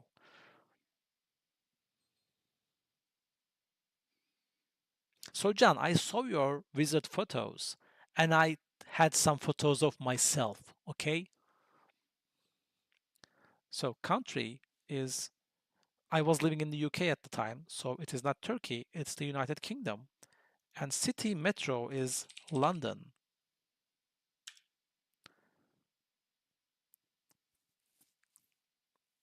Platforms, Windows, but diversifiers, we did not have any diversifiers. And I think we should have chosen Unity, probably. That will not. Crash site. This one. Okay. It's here. It's here. I can't believe it. Why did we name it Crash Site 5? Because probably there were four other games named Crash Site. Probably. You see, this is me. I don't have a photograph. This guy disappeared. It was a 3-day event, and this guy disappeared on day 2. And this girl, she came, she was 14 years old, but she was developing games, and she came in with her father, and that was the smart thing to do. Uh, so Clara Forwood, yeah. Can we download it? How big is it? I don't remember. But I had to do some, 22 megabytes, all right. I had to do some very hacky things to make it work. And now I'm going to play it abysmally because it has to be played by two players. So I will use WASD and arrow keys at the same time. Yeah. Okay. John, these people don't know who Stormblood Blade is. You cannot threaten me with that, all right? They will not have a context. They will not have a reference. So I will just be some dude in a mustache.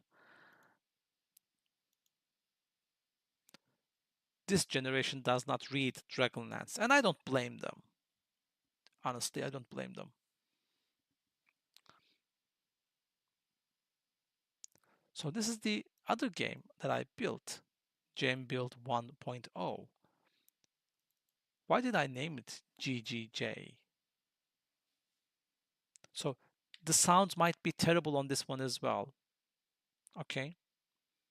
But this is something like Overcooked, by the way. It was supposed to be quite a lot of fun, and I think it is. Why do we wait for so long?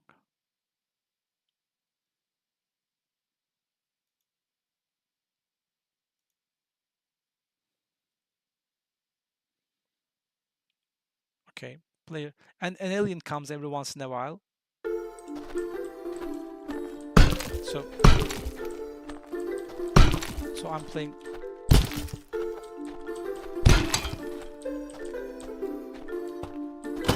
So you have to do this before your oxygen runs out. And this is the monsters.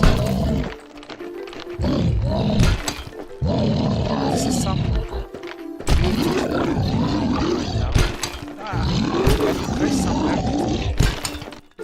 When you crash somewhere, you drop it.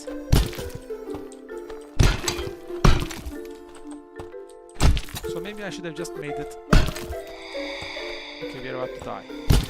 So I don't know. This worked better, but maybe it's aged over the years. Yeah, because I didn't know sound management back then.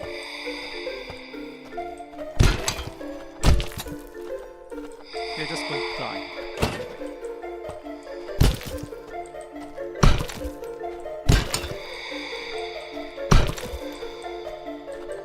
Yeah, right. Basically, this is. The demon did not show up at all. I wanted to show you the demon.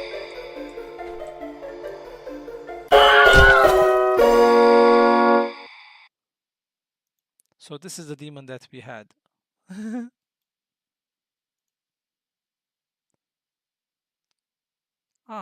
no longer available. So it was a chicken, basically, and we put some horns on the chicken and painted it red and called it a demon. John just sent a YouTube video. I think it is the trailer. But John, I will warn you, the trailer gets stuck down by YouTube because we used 13th Warriors soundtrack in that. So I will just close this. It flags it as you are stealing copyrighted stuff, you worms. But other than that, yeah, that's pretty much it. One shot. Boom, headshot. All right. What else? Yeah, it is called the Wilhelm scream. This is famous, guys. This is used. This is an Easter egg among the sound people, right? So they use this everywhere.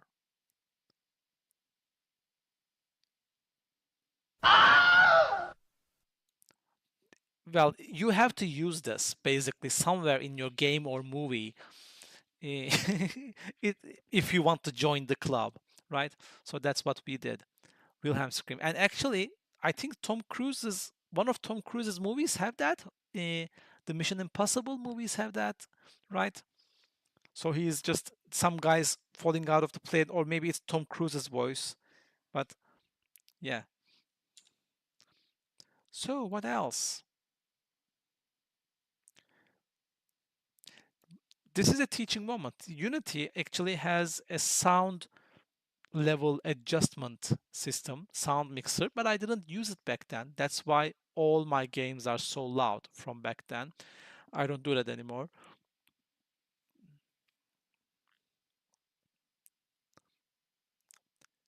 Yeah, I mean, it is. StarCraft has it too. So, why is Rider still open? This is from my other game. This is from the game I'm developing myself. I actually talked about this in today, computational thinking. I think I showed the game too. But anyway, Really, I did not know Tron Legacy had it.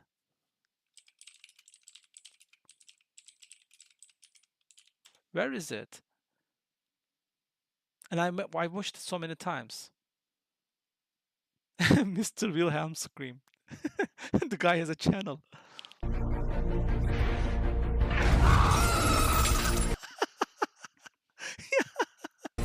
Okay, I will come to Godot versus Unity, but first, I'm going to tell you something about game engines in general, all right?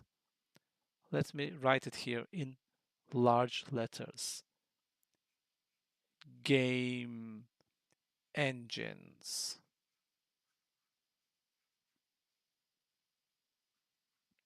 All right, so uh, it's kind of like there is a it's kind of like the space race, right? In Turkish, we call this Sidik yarışı. And right now, Unreal and Unity are practically going on to each other's throats.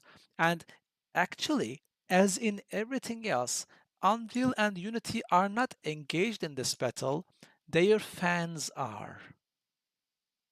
So this takes the same path pretty much like any football fans or any political fans or any religious fans do, fanatics fans, you get it. So these fans attack each other's engines, right? And then there's Godot here just doing its stuff. And then there's Baby here who's just doing other excellent stuff. And then there is PyCharm, and then there's other things. And there is Unigine. I don't think you ever heard of it. But there is CryEngine. It kind of, its time is past. There was Lumberjack. Amazon had worked so much on, but then it failed and they released it.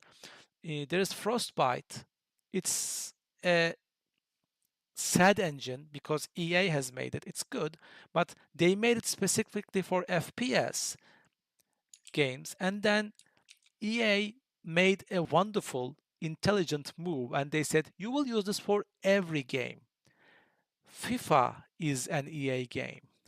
So they tried to make a top-down isometric football game with an FPS engine, and it can be done. Yeah, obviously there is Source 2, right? By the way, it can be done. That's why I'm coming to. Now, these things, and now I'm going to come back to this. The reason Unreal and Unity has it for each other is because they are the big players right now. Unreal and Unity. And the thing is, now this is actually very, very interesting and it's ironic because people shy away from Unreal because they think it's a AAA engine. And people look down on Unity because it is a game for shit, an engine for shit games. Now, there's a reason for its perceiving of this. Unreal is an old engine. John, is it 30 years old? I think it was made in the 90s, right? It's almost 30, it's more than 30 years old. So back then, no one could make games basically other than game development companies. So when you saw this logo, this Unreal logo, you said, "Oh, this is going to be this is a, you saw this on professional games. These guys weren't around back then, so you wouldn't know this. But Unity came around in I think it's this year, so it's almost 20 years old, but we don't know this anyway. So, but these guys kept on building on the brand. First, they had their own games, and then they started to license the engine in early 2000s and such. And what happened is it established the idea that this engine is for AAA games. And any game made with it is then highly polished because back then, any game made was made with a certain level of polish. There was no indie developer scene, all right? But then Unity came along and it came along actually quite fast. And so it established as a beginner friendly engine because it was not scary like Unreal. So what Unity did right, actually Unity did not do it, but what happened is people started to use Unity. They did not fear the engine because they could play around with it. It was not intimidating the way Unreal was. So Unity built a, I was about to type a very, very dangerous thing. Unity built a community, all right? And forums were flourishing. People were posting questions, they were getting answers, people were, so they had an immense amount of online documentation, unofficial documentation. Even today, go when you have a question about Unity, go ask it on the Google. Don't you don't even have to use an AI. Go ask Google. 95% of the time, you will get an answer. So Unity became the indie friendly engine.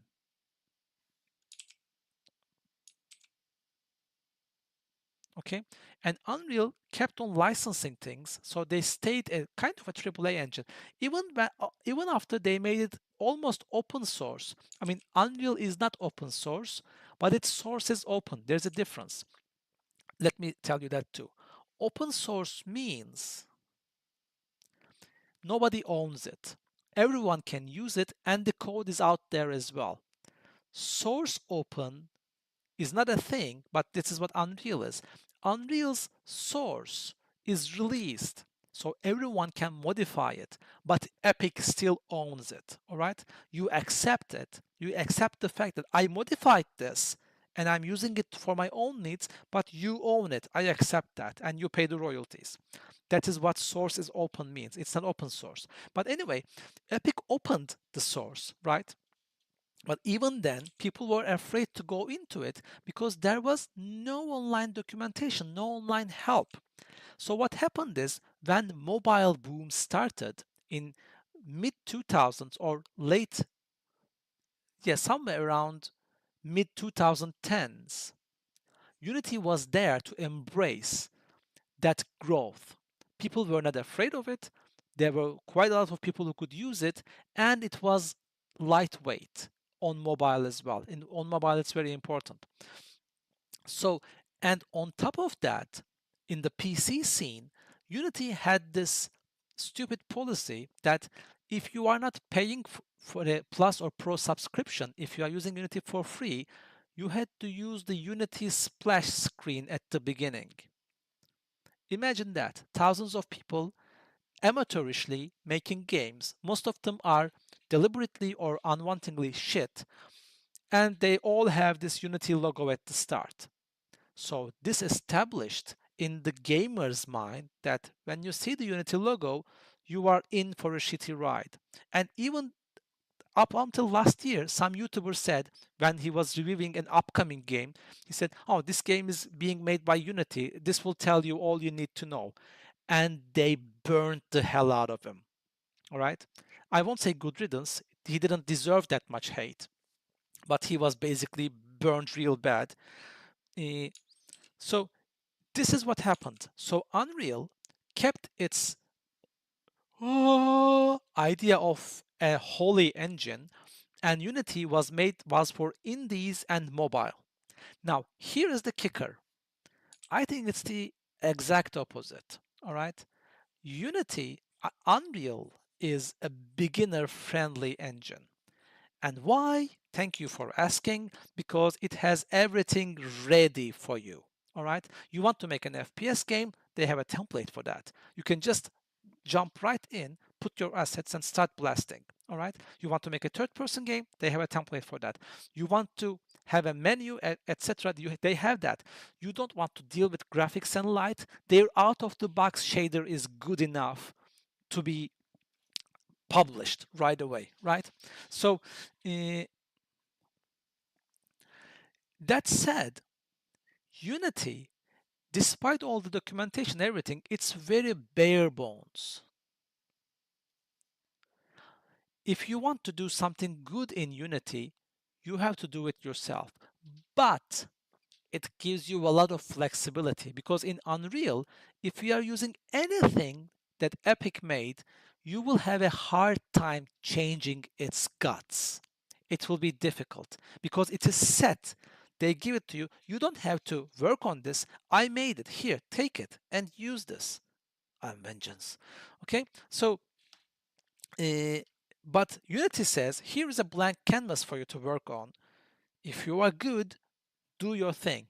Now, that is the expert way of doing things. Unreal's way is the rookie way of doing things.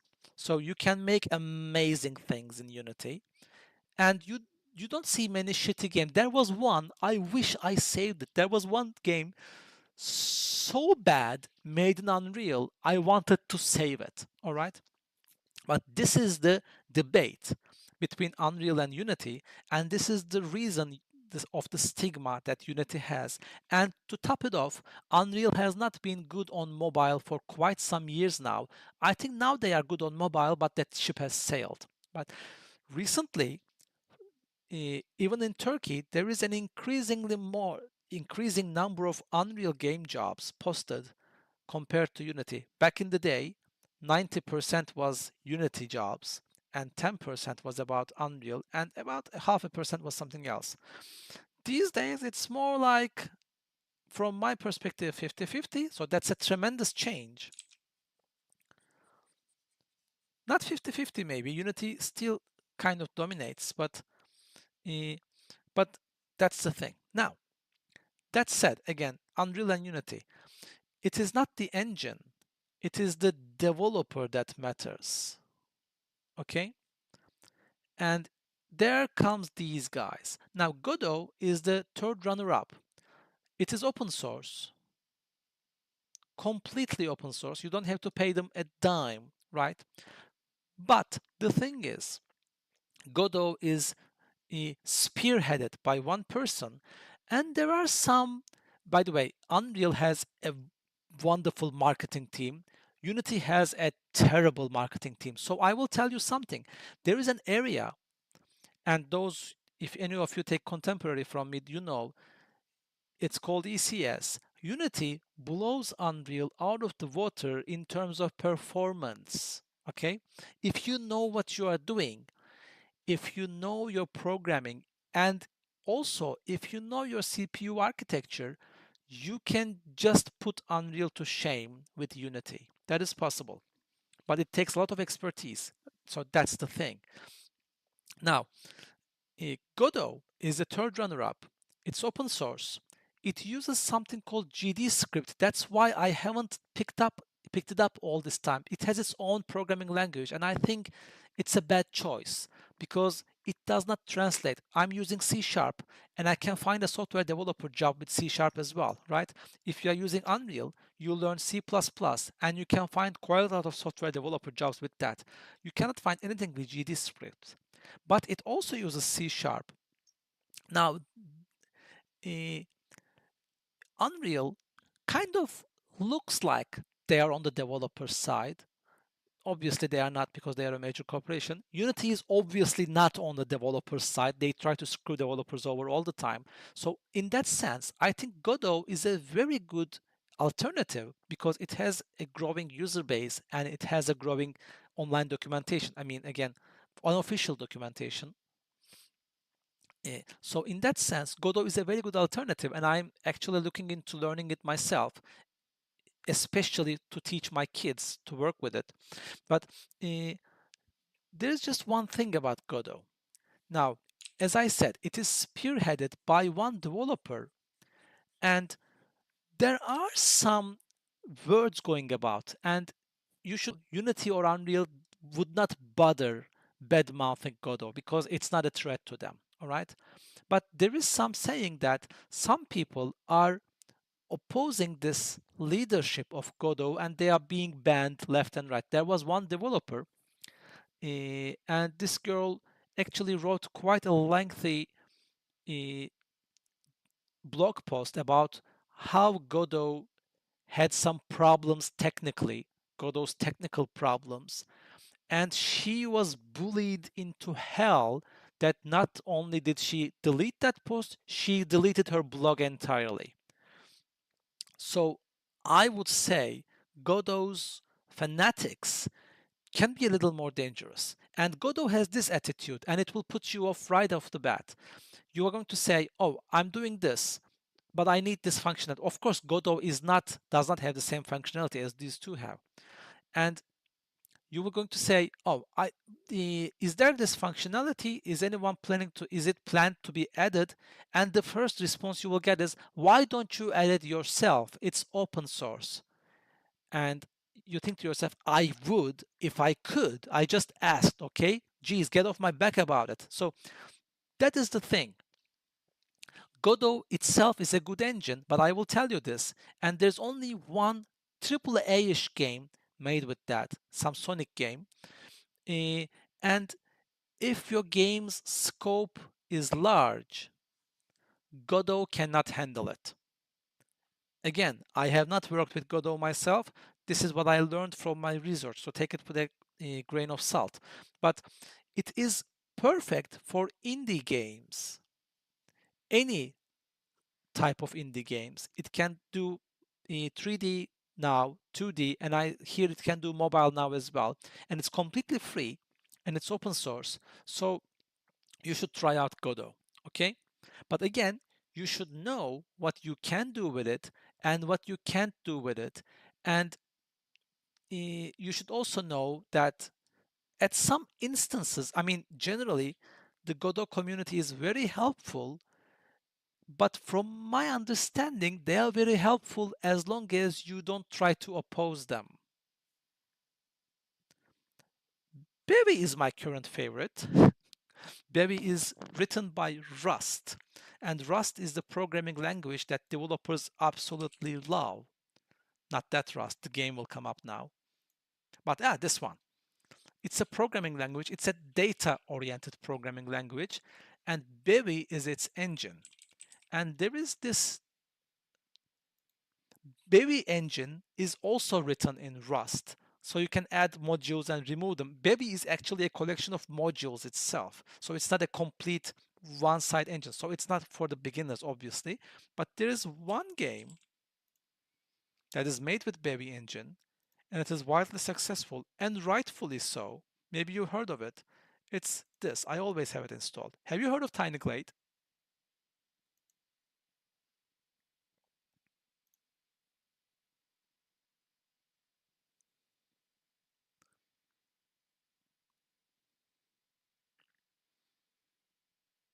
Yeah, I want this one. Play. So I will move myself out of the way and I will show you the game. This is just wonderful. I think it's loading, yeah.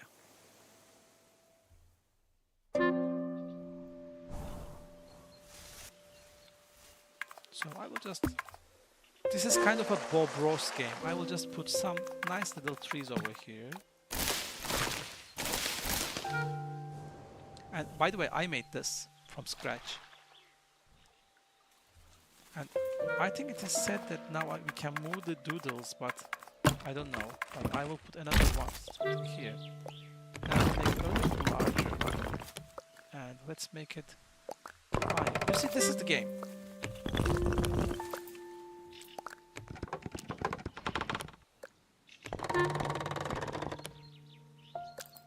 Yeah, and this is made by two people, husband and wife team. The husband is a shader wizard, as you can obviously see. He's a computer graphics wizard, and the wife is the designer. So they made this, right? And I have been following this, the development of this for the past 3 years. Let's see. Oh, I had this one, and I have this one. So there are these nice little sheeps that you can also pet. So this game came about a few months ago. And let me show you some numbers.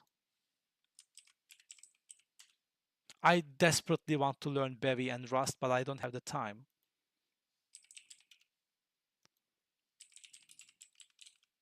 Not Glassette, TinyGlade, obviously.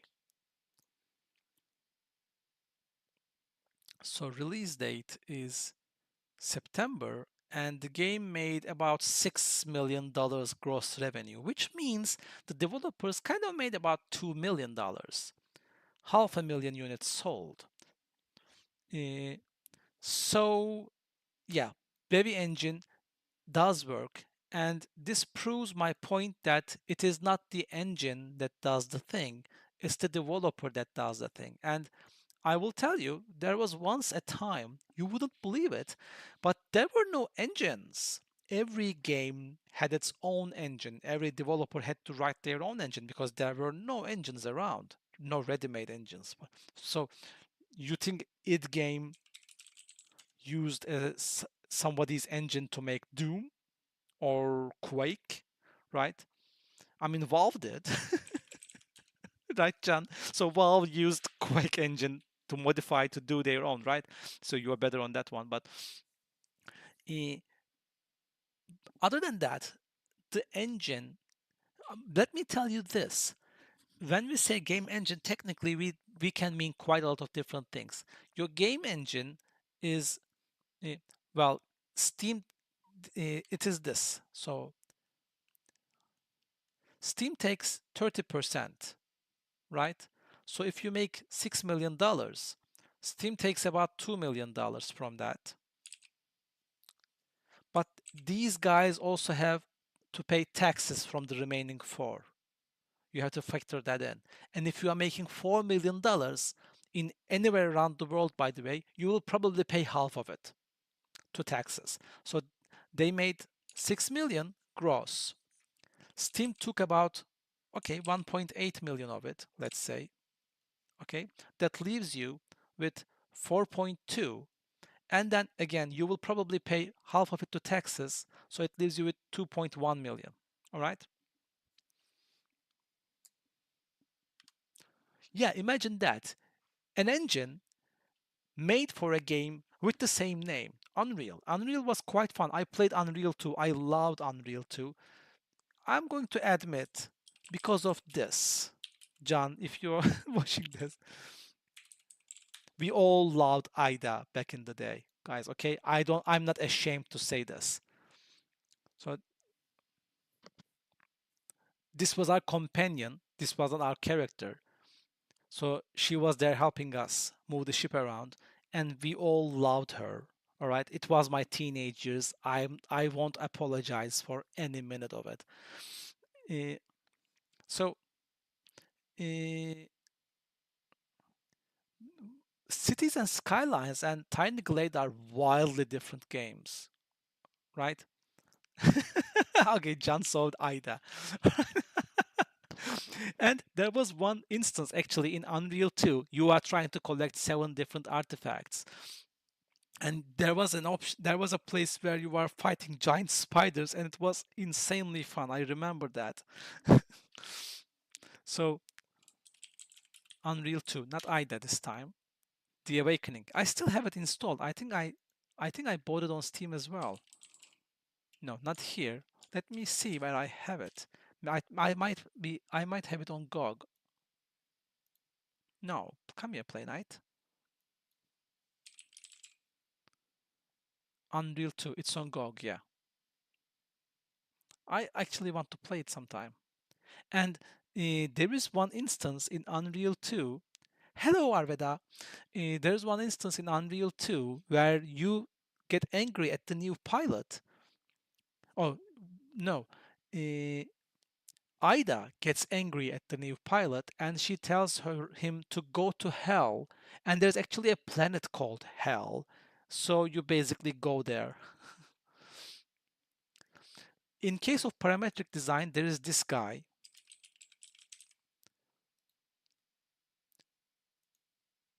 This is this is a contested to Tiny Glade's Crown. This was released 3 years ago.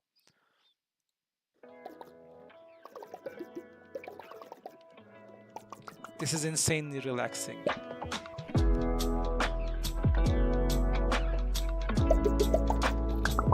You just place blocks. You cannot do anything here. You just choose the color of the block and you can place or remove a block. That's it.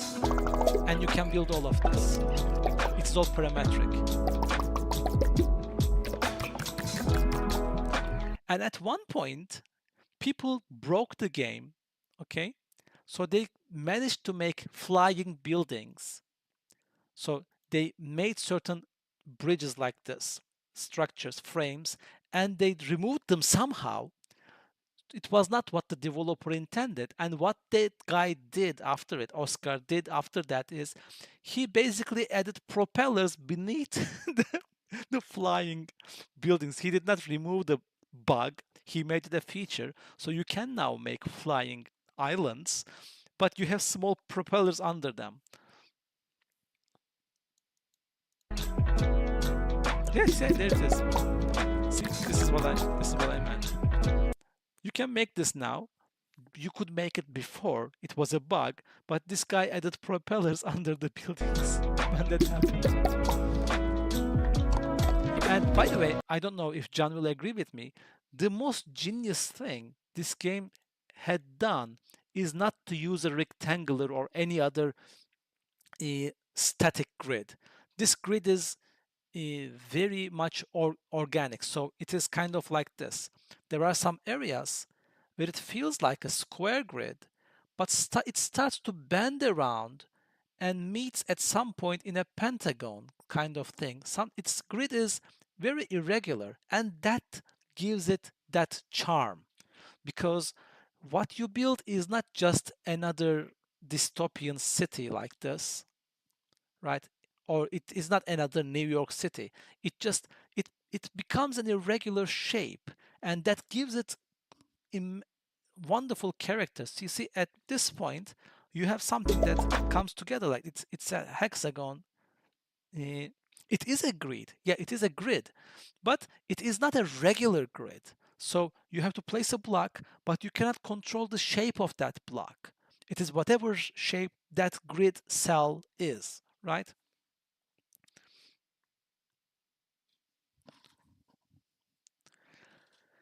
Well, Karam, AI can be used for that, obviously, but I don't see it happening anytime soon. First, because the thing that we understand from AI right now is large language models, and uh, even though there are some AI that generate 3D models right now, there are some AI that do that, and 2D models, 2D drawings as well.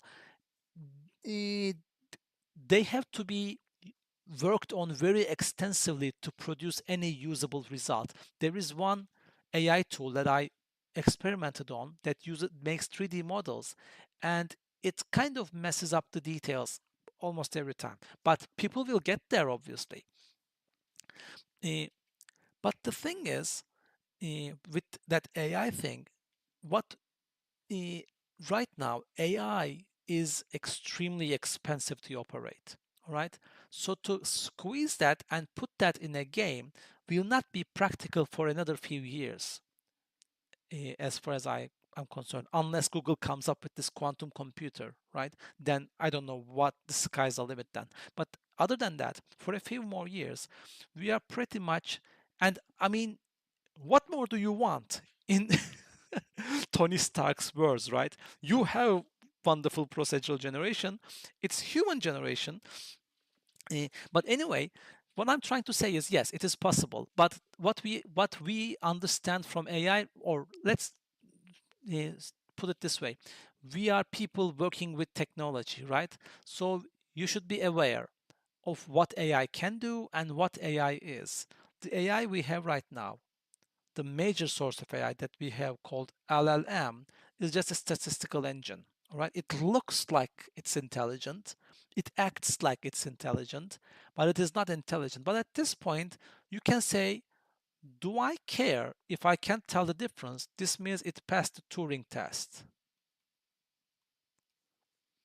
So ChatGPT, but there is something about Turing test that is a double-edged sword, because Turing test talks about average humans, but it's also important who is testing the AI, right? Because I can tell if it's an AI or not pretty much looking at its responses, because I have been using it extensively for a year now.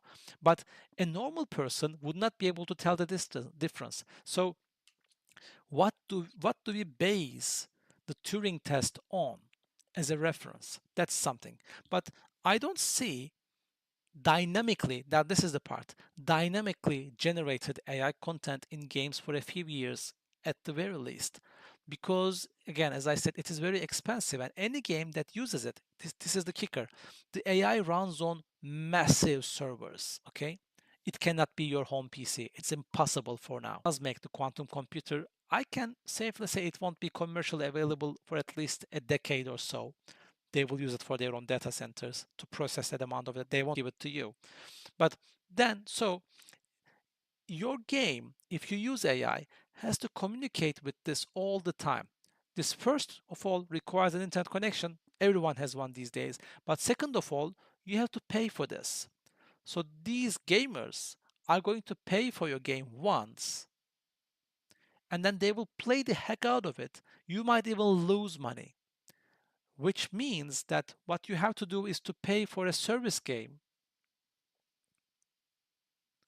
But when you move into this territory, when you make a game and you move into pay me every month territory, you are basically competing with the big boys now. And they it is very difficult to compete in that area with them because they have enormous amount of money to begin with, right?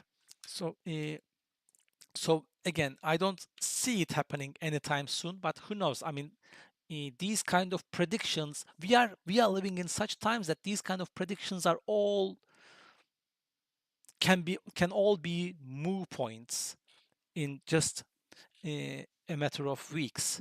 And it's not a moot point, it's a moo point. If any of you watch Friends out there, a shout out to you. uh, well, John, maybe we can do a joint stream sometime. We can chat about stuff, right? I think it would be fabulous.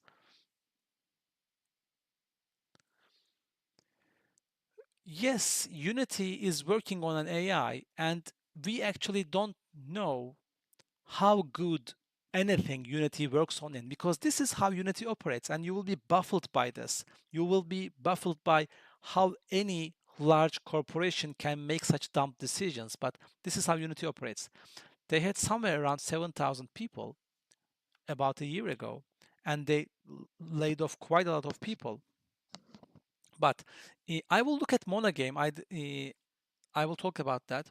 So what they do is their way of operation is, now they built the engine, and as I told you, it is bare bones, right? So someone makes something called Text Mesh Pro.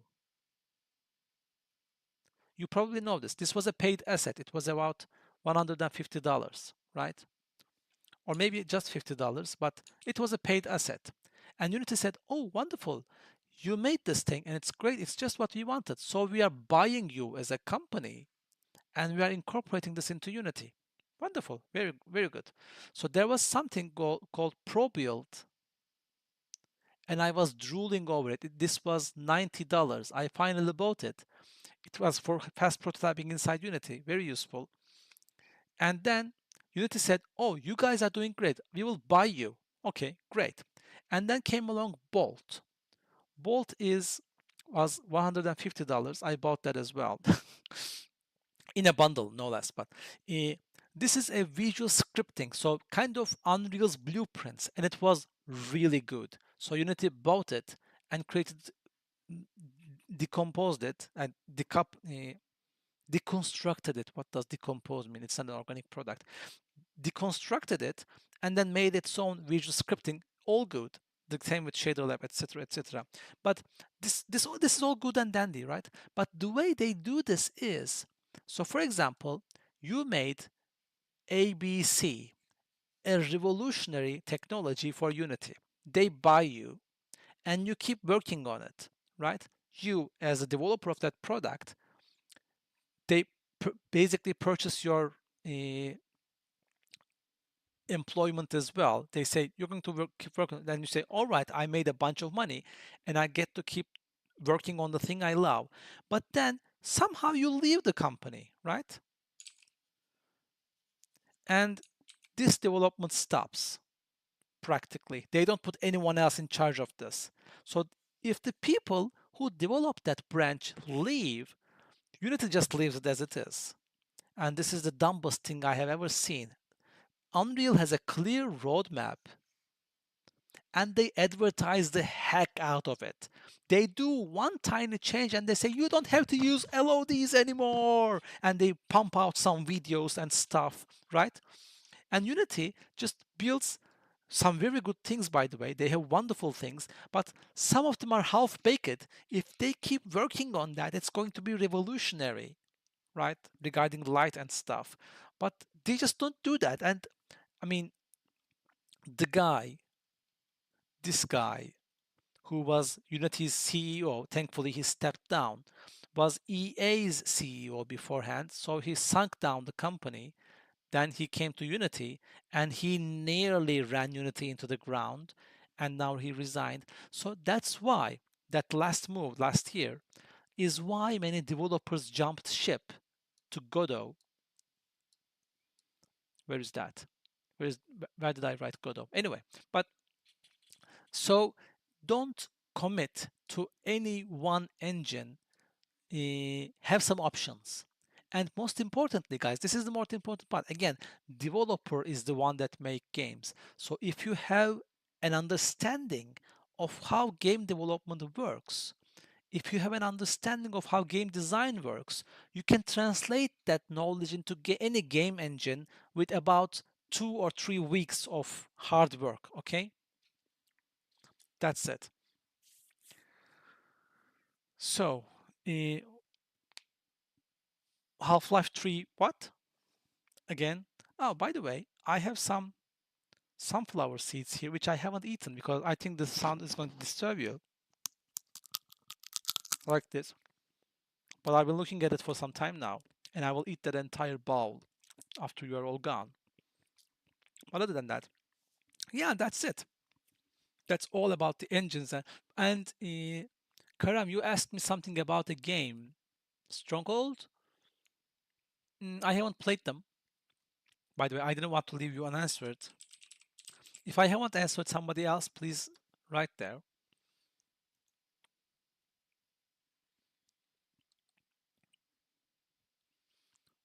I know this. I haven't played it. No. For me, Karam, I'm a bit old. So my dear Ida is here. But this is the game that made it for me. Maybe you heard this.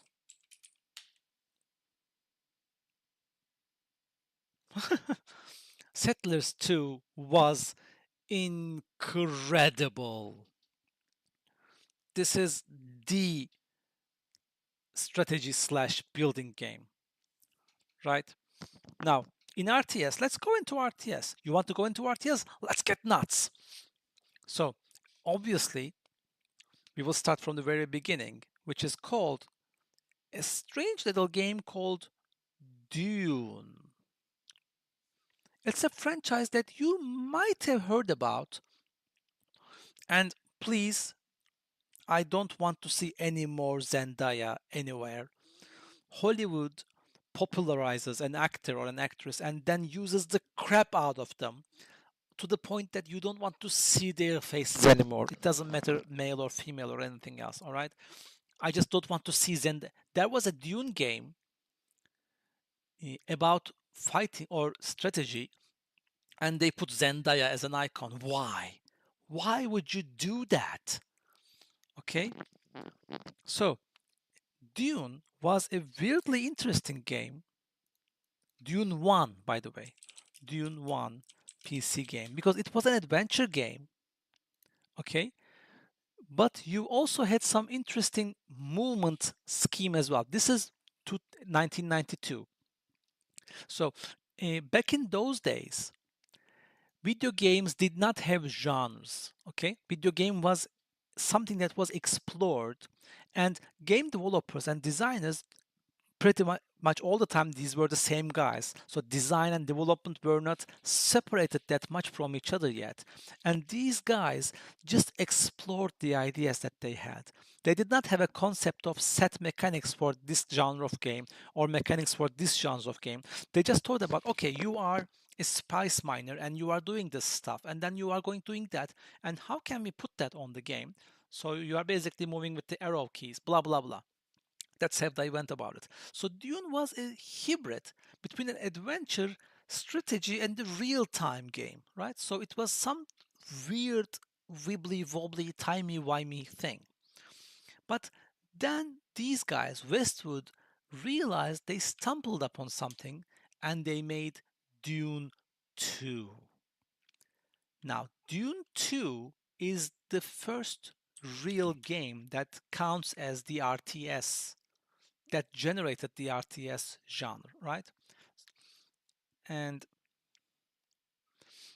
so you basically, the everything is here, right? Everything that made RTS and RTS is actually here.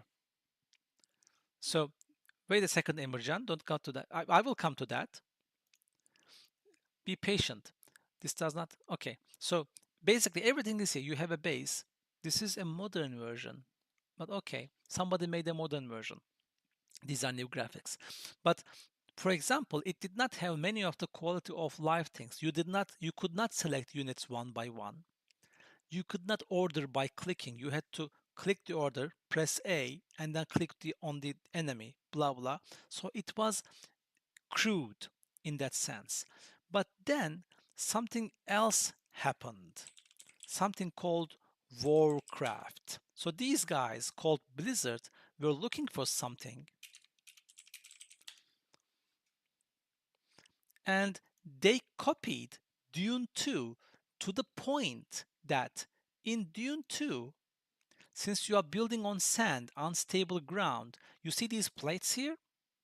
You don't see those plates there. They're too small. You see these plates here? Now you do. These plates are foundation plates, and you have to build these in order to build buildings upon them. If you don't, they will decay and break down very fast. But you have to connect your base with these plates if you want to build any further. And this provides some sort of control of the player, because you cannot just go and build a turret over here. So your base remains in one place. And Warcraft, they said, how can we replicate this to a T? Because you see, these guys are great in borrowing ideas, Blizzard. So they made this, and you have to connect everything with roads this time, right? But everything else is pretty much the same. You can select 4 units at once. So that was the achievement that they did. And the aesthetic they took from kind of from Warhammer, but more about that. So they built this, and the thing started to roll. And then comes in the golden age, Command and Conquer series, right?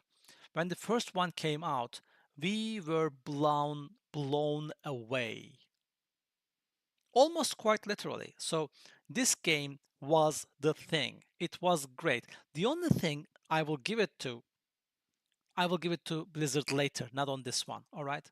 Because on this one, not on the, no, on this one, no, in World of Warcraft, or in Warcraft, sorry.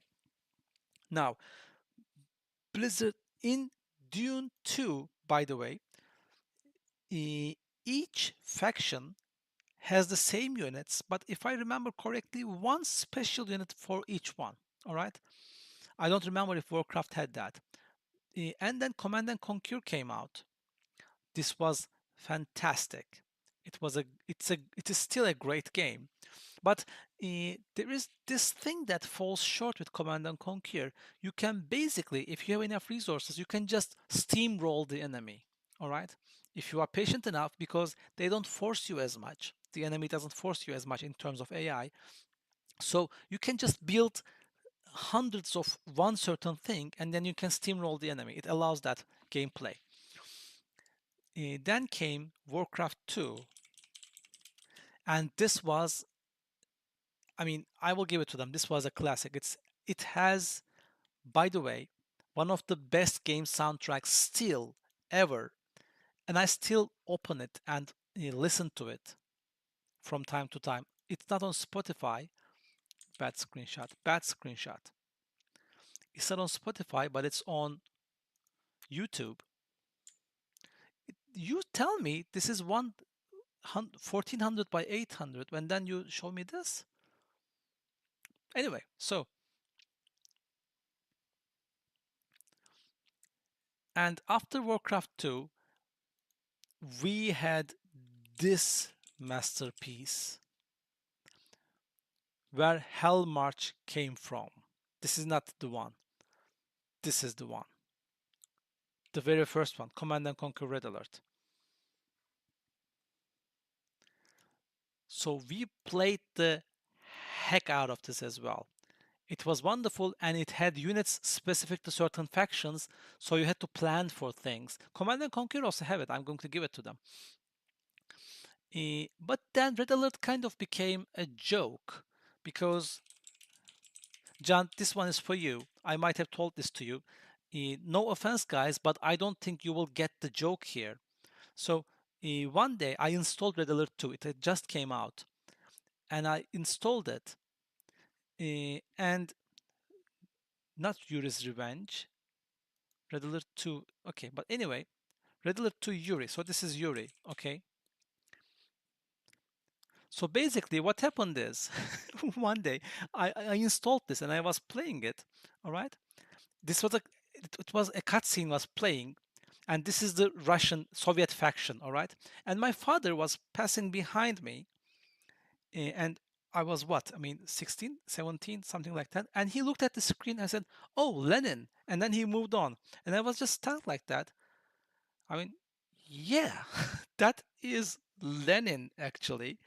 And I was quite pissed off at the game for kind of doing that, right? Eh, because I didn't want computer games to be promoting any political agenda, and they still do it. By the way, I'm not against it anymore, all right? Because everything is political, kind of. So you can promote a political agenda with it. You just have to be aware that you are doing it and not deny it in any way, all right? But anyway, so I kind of grew cold of the game and I didn't play it anymore. So this is Yuri, right? And for comparison, this is Lenin. In case you don't know, he's a Soviet leader, a very influential Soviet leader and theorist who implemented the foundations of the Soviet Union, by the way. So they pretty much put him in the game as a bad guy, an obvious bad guy. So, but after that, there were other contenders like Crash, Kill, and Destroy. I played Everyone who played this absolutely adores this game as a real-time strategy. I'm going to admit I played it for a very short amount of time. But the story basically is there is a nuclear holocaust or something, and some people go underground as mutants, and some people live above ground, and they start fighting each other. But people loved this. Actually, I never played it. And then came the legend. That is actually a national sport in South Korea, StarCraft. Now, StarCraft, again, Blizzard being Blizzard, they copied shamelessly the art style from Warhammer 40k. And actually, when some journalists confronted them about this, they say, "Oh, your designs look similar to Warhammer 40k," and they said, "Oh yeah, we love Warhammer 40k." That was their response, basically. But there is one thing that StarCraft did very well. That was asymmetric gameplay. So I haven't written anything here for a while. Is it one S or double S? I think it's one S. Yeah. What I mean by this is there are three factions in StarCraft: Terran, your run of the mill human; Protoss, basically space elves; and Proud Warrior race rolled into one; and Zerg, who are the bugs, the favorite players of Turkish gamer, favorite characters. So, and these are the three factions. Let's color them appropriately because Protoss would be yellow, Terran would be blue, and actually a navy blue at that. And Zerg would be a lush purple color. Now, all these have vastly different units and different mechanics, starting from their base unit to their most advanced. They utilize different tactics, they have different unit types, they have different unit speed and attacks and everything, and they somehow manage to keep it balanced so that they can compete with each other, they can fight each other, but you have to employ certain tactics with each other. So Protoss has some units that are very strong against Terran, but not so good against certain Zerg units. But if you're facing this and doing that, blah, blah, blah, blah. And they also did something very well, and it was in StarCraft as well. I don't remember if Dune 2 had it. Probably not, because Westwood never implemented that. But StarCraft and Warcraft 2, for that matter, had a resource limit. So you could only build a certain number of units. You could not overwhelm the enemy by just if you keep building, all right? So for example, in StarCraft, 200 units is the limit, and some advanced units take up 2 space. Some of them take up 5 space of this resource. And the thing I absolutely hate about RTS gaming is you have to build farms or pylons or other stuff to sustain this. I mean, I understand the necessity, but it's a total chore to have all those buildings built and lie somewhere in your base, right? But I'll give it to them. StarCraft just killed it.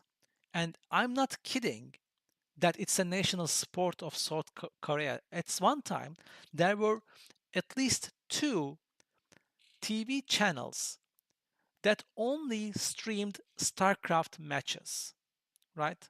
2 channels. So, uh, and of course, then came StarCraft 2, which, if you ask me, is still a relatively new game. I'm that old because I haven't played it to the end. Uh, and then, after StarCraft 2, the RTS genre pretty much died out. So genres come into popularity and they fall out of grace. And of course, there are always outliers. Somebody always makes an RTS game and the niche lives on somehow. But uh, there are, I mean, in the mid 90s, RTS was in the height of its heyday, right? It had its golden years. Lots of RTS games were coming out. They tried different ideas, they tried different mechanics, all that stuff, and now it has died out. There are still games that do it. Oh, I'm going to tell you. Yeah, right, because the medic and all that stuff, all that extra things came out, right, John? That's when it started to become competitive. But there's also this little gem, Homeworld. The thing about Homeworld is it is 3D. So all the games I have shown you up until this point was on 2D plane. Yeah, Age of Empires 2. On 2D plane. But this thing is 3D.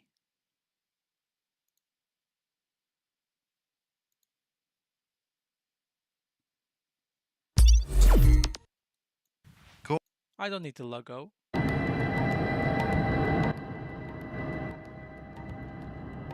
So your ship is moving and all these things are moving around it. Show me some combat.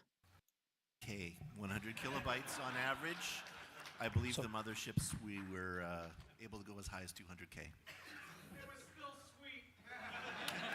we don't need your commentary. But this is the game. You have free control of the battlefield, and things are happening all around. So basically, what John says is, Marin mediksiz olur mu? Right? Çaydanlık kulpsuz olur mu? Marin mediksiz olur mu? Guys, you have to listen to this on your own time. But this is one of the highlights of Turkish gaming scene, right? You have to listen to this. You have to listen to this in your own timeline. Listen to it. This is the legendary music piece. Unfortunately, it doesn't have a video, but I have this memorized, and I randomly start singing it during the day, especially when I shower. This is a masterpiece. I will just start.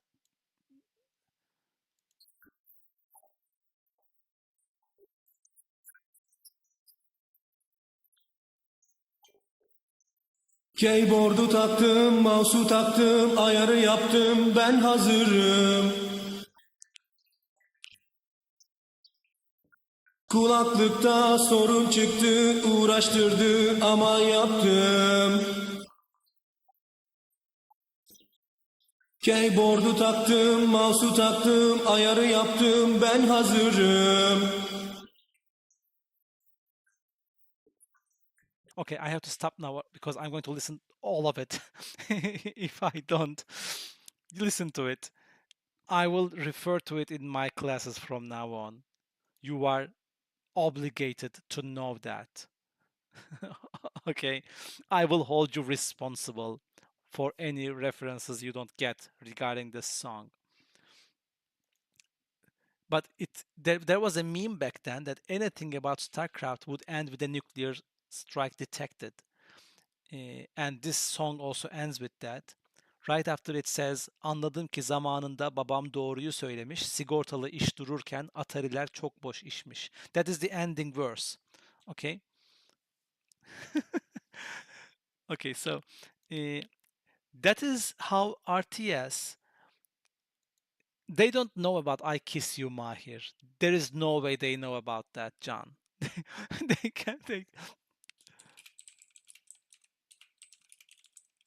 This guy, Mahir, received the golden key of the internet. This was 2001. What?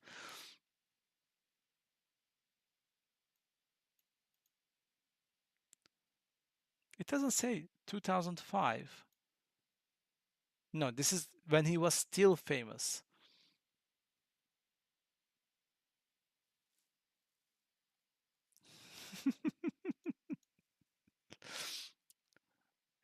John, actually, when you think about it, I Kiss You Mahir might be the first internet phenomenon worldwide because the guy was worldwide actually. I mean, he did literally receive the golden key to the internet, right? So Dune 2, play it. So anyway, yes, mobile is moving on the RTS scene, but I just don't understand the appeal because mobile is a very cumbersome platform, especially to move small things. But I will tell you what, there is one game that I think is fantastic. It's on mobile, it's an RTS, and it's obviously Command and Conquer. So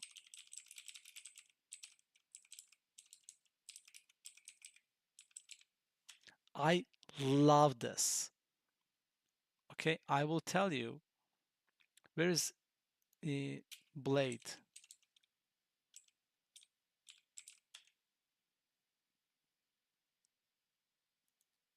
This guy still streams to this day. By the way, I All don't know right, how boys and girls, here we are today. I don't know how alive the game is, but this is a concept I absolutely love, and I would I'm covering his. This is the guy, by the way.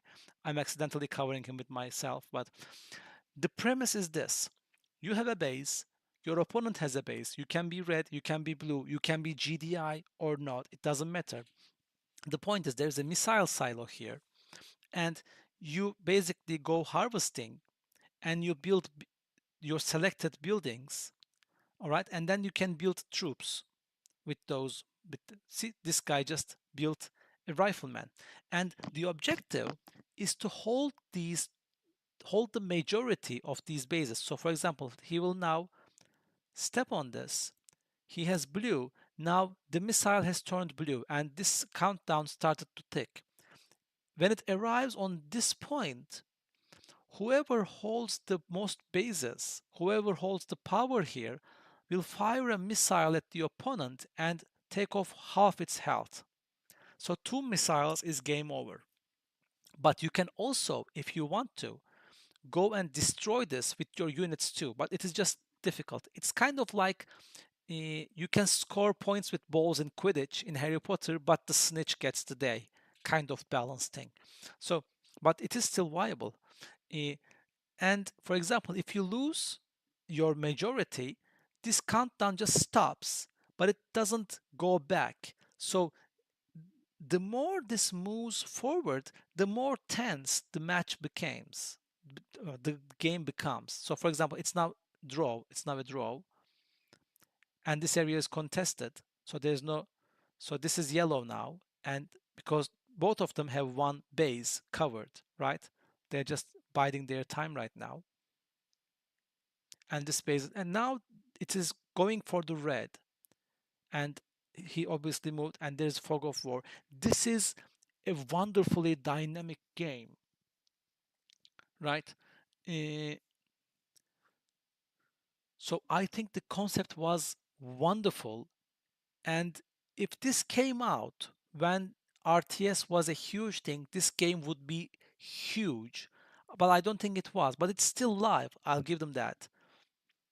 And this is intense because these matches take somewhere about 7 minutes, 3 to 7 minutes. And you go through so much, you build strategies in this much small space, and those strategies are shredded to bits and you have to build new ones. If your build is not fitting against the opponent, you are pretty much screwed. There is a very live meta that is going on. There are tons of different units. So I think this is a wonderful art, and you don't juggle with tens of units. You have 5 or 6 at the same time tops, right?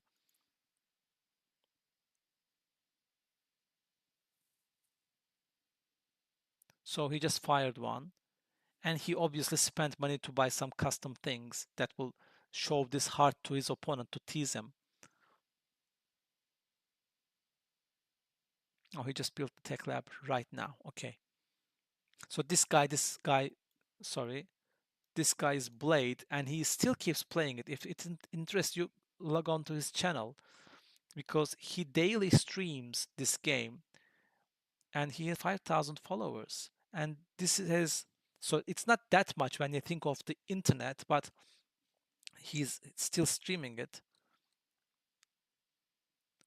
So that is something else that's going on with the RTS genre right now. Yeah, there is the dancing skeleton GIF, and there is this skeleton which has a very sad documentary about it. This is a wonderful documentary. It's a wonderful. John, have you seen this one? Have you watched this? No one knows who created Skull Trumpet.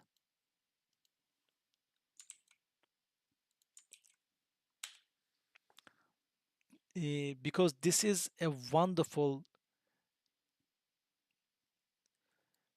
Well, I love city builder game genre because I grew up on this. Maybe you've heard of it. I grew up on this game. And there is one observation that I made from SimCity 2000. If you build your city very carefully, it will be unmanageable, right? But if you just do things, you rush in and you don't pay any attention to how things should be at all, your stick grows like crazy. I don't know, John, if you will agree with me, but that is what I remember from SimCity 2000. If you paid attention to the details, the city just ate itself, rather like Gotham City, right? But if you just didn't care about anything, this will be industrial and that part will be commercial and this will be residential right next to the industrial, the city grew like crazy. Yes, yes, that largest television story is amazing. I mean, it's amazing that they could pull it off. I mean, I mean, it's amazing that it's a happy ending. You wouldn't expect to find that kind of a thing, right? In Japan, kind of. So this is SimCity 2000. So I love, as I said, I am right now working on a space themed city builder myself. So I'm trying to build the first prototype of it.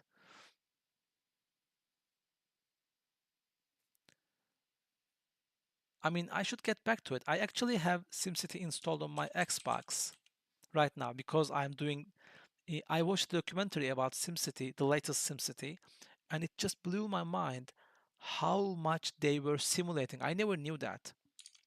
So in the latest SimCity, they are simulating every single individual in the city, at least on the data layer. Okay. It should be in my watch history. I'm not afraid to show you the watches. Okay.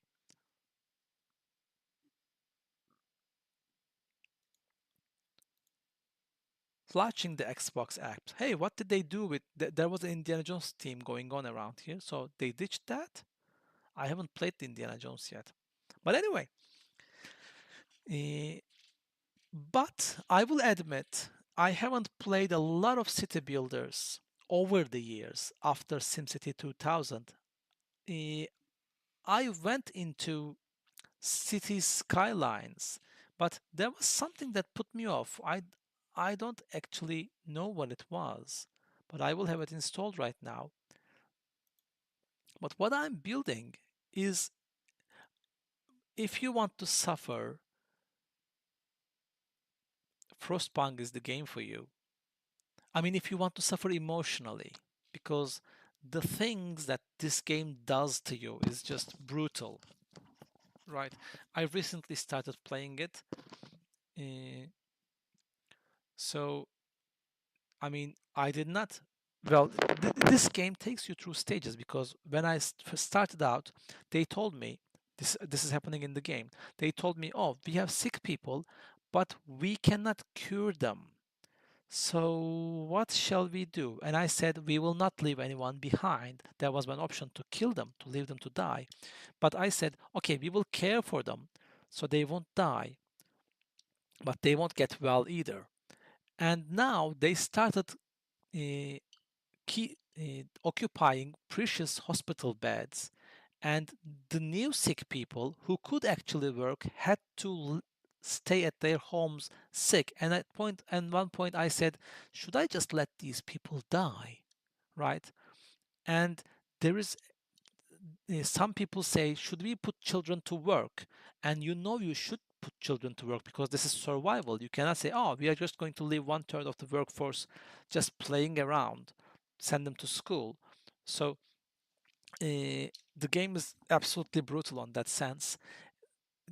All original Frostpunk fans, I think, did not like the new one because it is more like a mass simulation. Because the original Frostpunk, the Frostpunk 1, is individual, so you can see every individual and you can engage with to some level. But from what I heard, I haven't played 2, it is more on a society level, and the original players did not like that. But when the designers can do whatever the hell they want, it's their game. And I think it's nice to try something else. And then you are not launching the Xbox app. You are doing as if you are launching the Xbox app. Go away, Microsoft. Go away. I think I've heard Banished more than once. Have I played it? No. Should I play Ignored? Why did I ignore this? I actually ignored this game. See? Why? I have no recollection of it. Okay, I removed the ignored. It is actually quite positive. I have no idea why I ignored this. Maybe this will give me some context. I mean, there are very little number of games I ignore, guys. I probably ignore FIFA or those kind of football games, and I definitely don't want to see any wrestling games. Other than that, I'm game, right? Why did I ever ignore this? I don't know.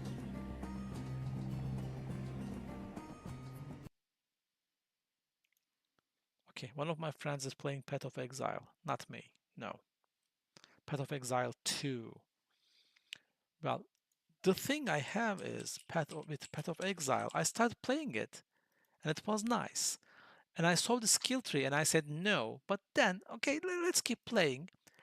The thing that did it for me is, so you have an inventory and, for example, this comes from Diablo, you have slotted shards, right?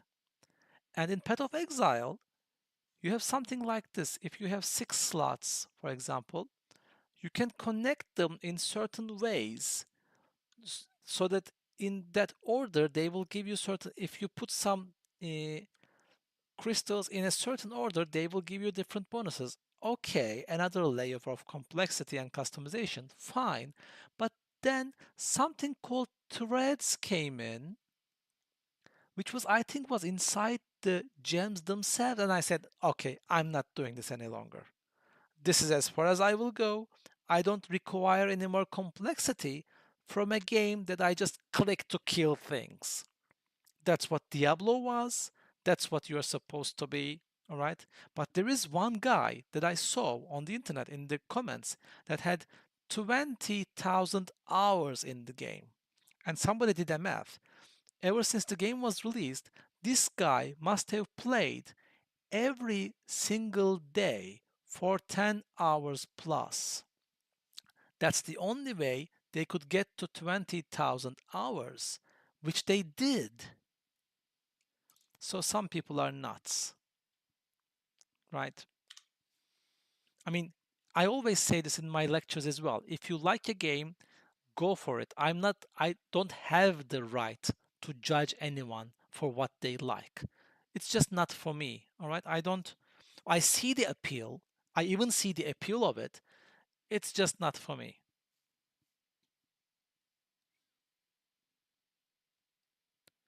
So,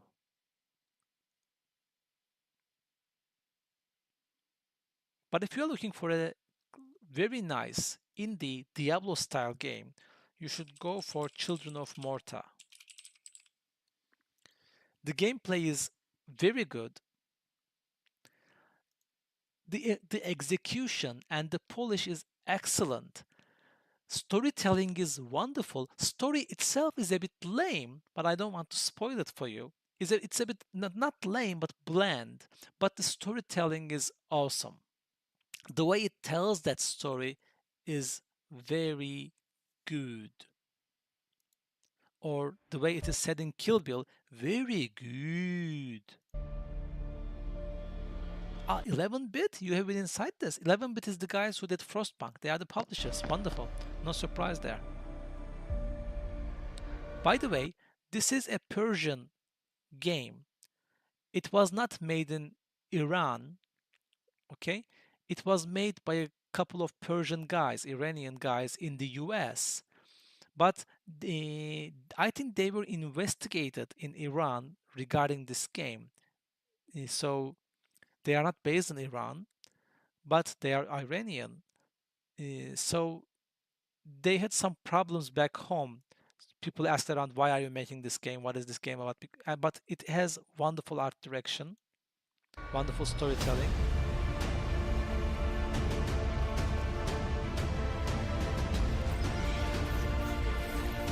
And it has that immediate Diablo feel with the music and the atmosphere.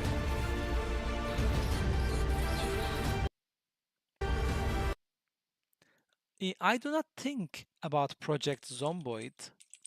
Does anybody know why? Can anyone tell why I don't think much about Project Zomboid?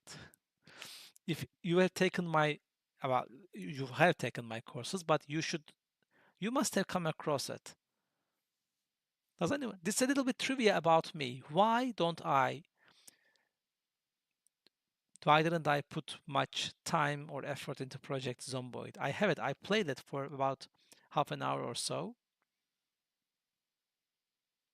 Because I don't like zombies. I don't like zombies at all. Yes. So, and if something has zombies, I have a healthy distance to it. Now, if the gameplay is extremely good, I will play it.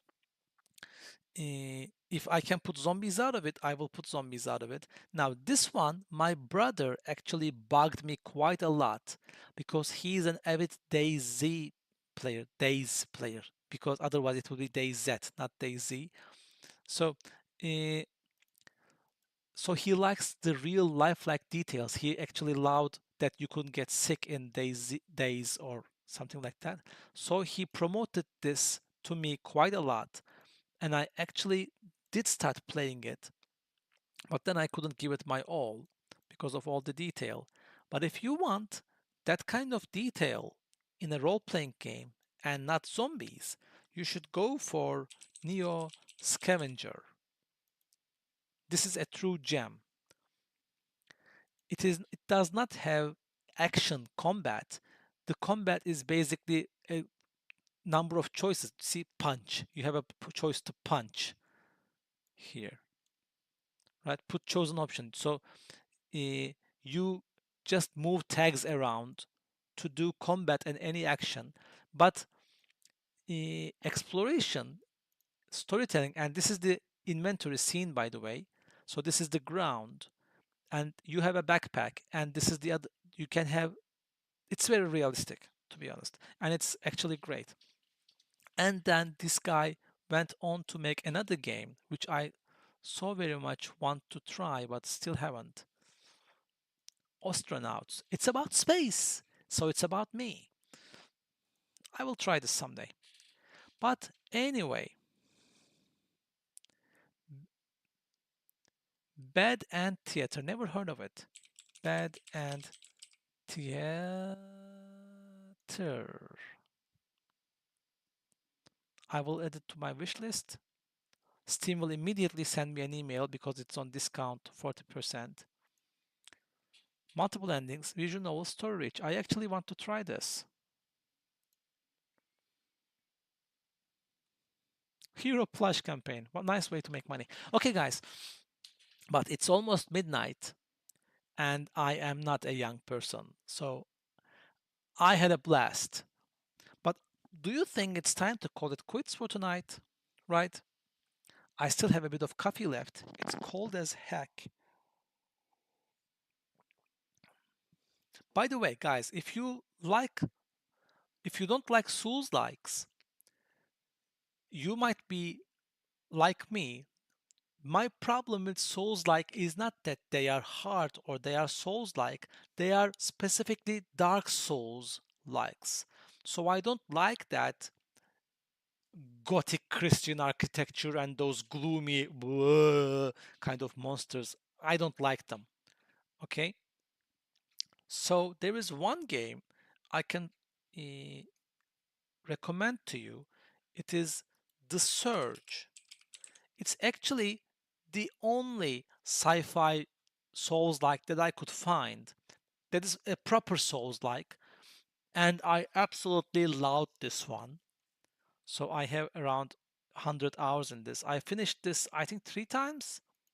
No, yeah, 3 times for the endings. But once you know how to finish it in New Game Plus, you can just glide through it. So I finished it once, and then I rushed through it 2 more times for other endings. But if you grab, you can try this. It comes in quite a lot. See, it is just, I mean, cheaper than a cup of coffee in your cafeteria. So you can try it out. Because maybe you don't like, you don't hate Souls likes, you just don't like Dark Souls likes. And I know I don't like Dark Souls likes. I'm really curious to try Elden Ring because I have heard from many reputable sources that Elden Ring is not actually a Souls like. It's a different kind of beast. So I'm willing to try, but I actually tried it. And I did not, it was not my account. I tried it from somebody else. But I will tell you what happened, and it will show you why I'm not suited to play Elden Ring. So I basically spawned in the game. I started playing it, okay? I'm opening chests, finding stuff, all those things, right? And I was in a building, and I got out of the building, saw some guard like some guy, and I asked something, and he told me to blah blah blah something. That was an NPC, I remember. But then I started walking, and I saw somebody, some guy, knight-like, on a horse, walking towards me, and I said, okay, great, I can go ask him for directions or something, probably, so he looks like an NPC. So the guy was actually a boss, right? I tried 2 or 3 times to beat him. It is later I learned that it is some kind of way to troll the players, because that guy is actually a very powerful boss. But my understanding was, oh, it's an NPC. I can talk to that NPC, right? Because it's right at the start of the game. So that's why I'm kind of not suited for Souls-like games, right? It is actually not that expensive, but if any of you are into hunting, maybe we can hunt together because I'm very much into this.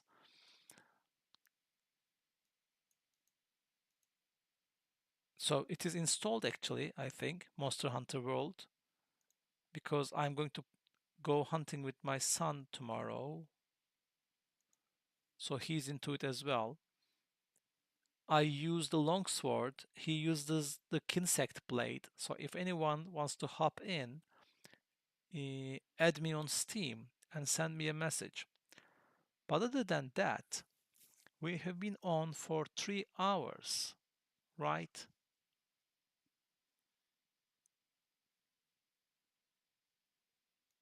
Yeah. See, I am already yawning. So, but I will say I had a blast. This was quite fun, and I hope you had fun along with me, right? So I will just actually switch to this now.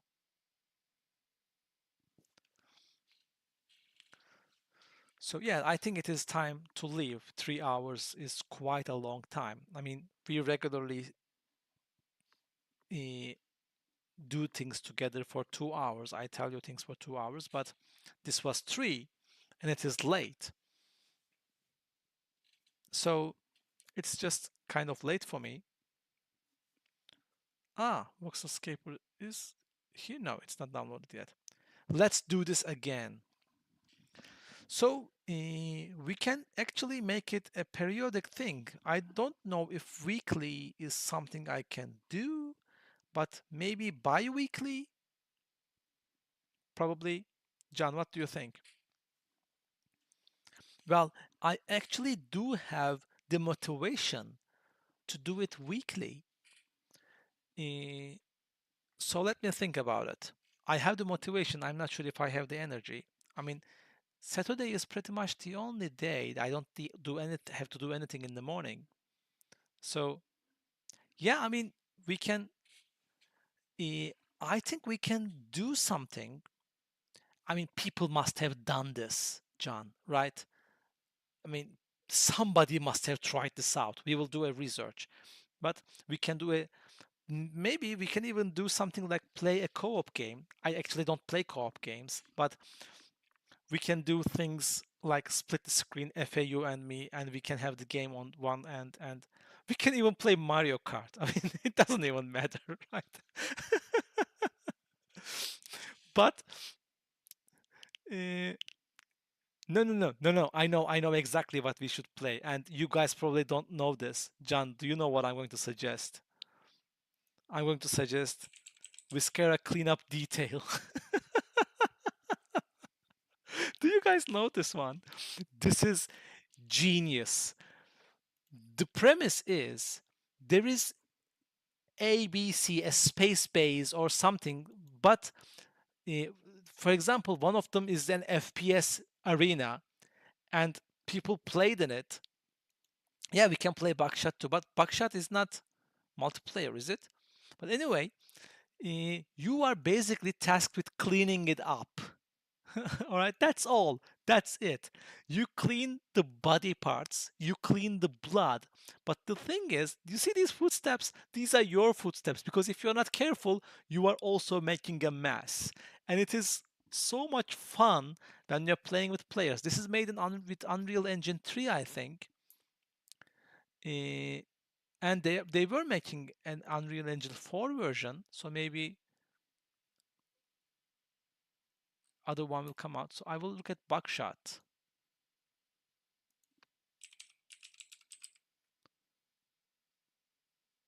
Buckshot with friends? Is it this one? No, this is a terrible clone. I remember this one. This is a terrible clone.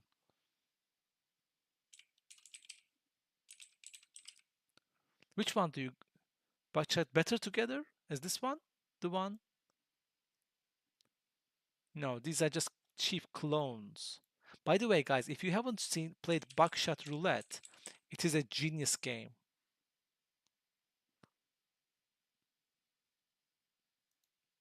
Can we play this multiplayer? Can we really play this multiplayer?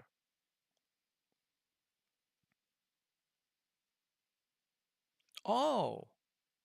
Oh.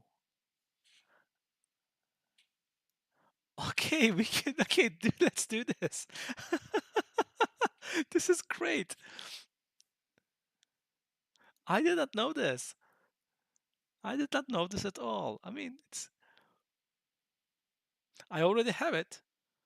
So, oh, wait, what is going on, Steam? Come on.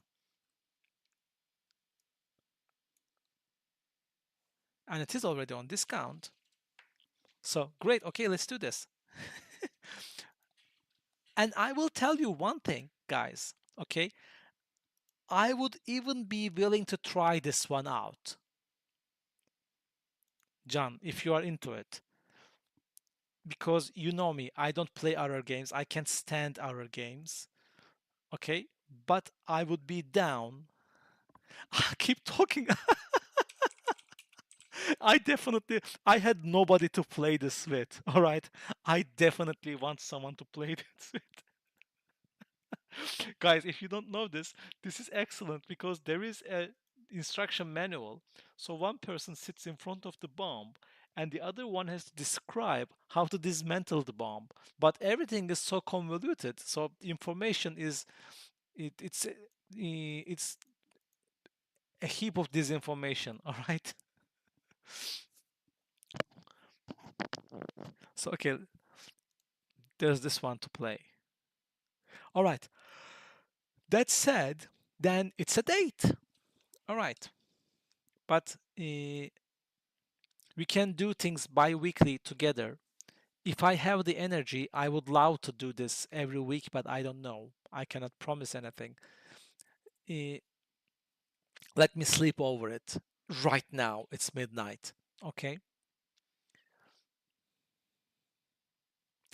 I mean, there is a.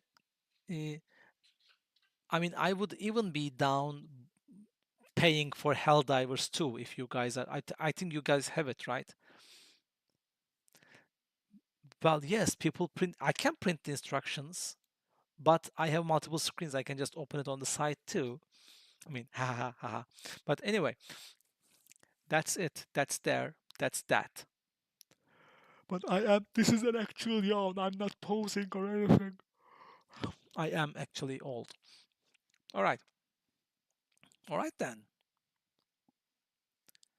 Then again, as I said, I think it's a date. We just have to set the date.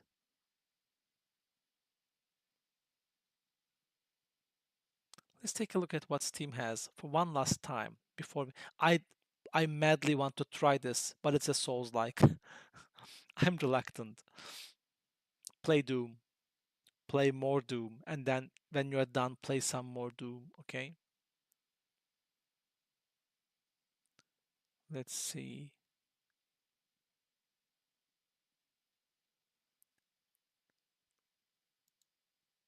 You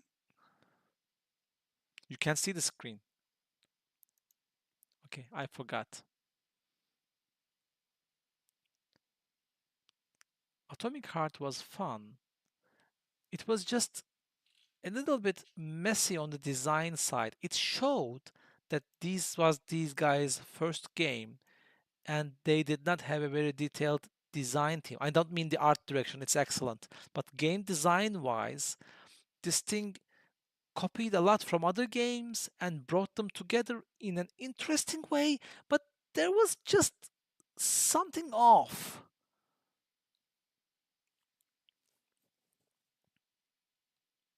But it's great. Does Xbox still have it? Because I did not buy it and it was on Xbox. I hope it has not left because I played 1/3 of it. But I'm glad this game came out anyway because we see everything from the American retro style all the time.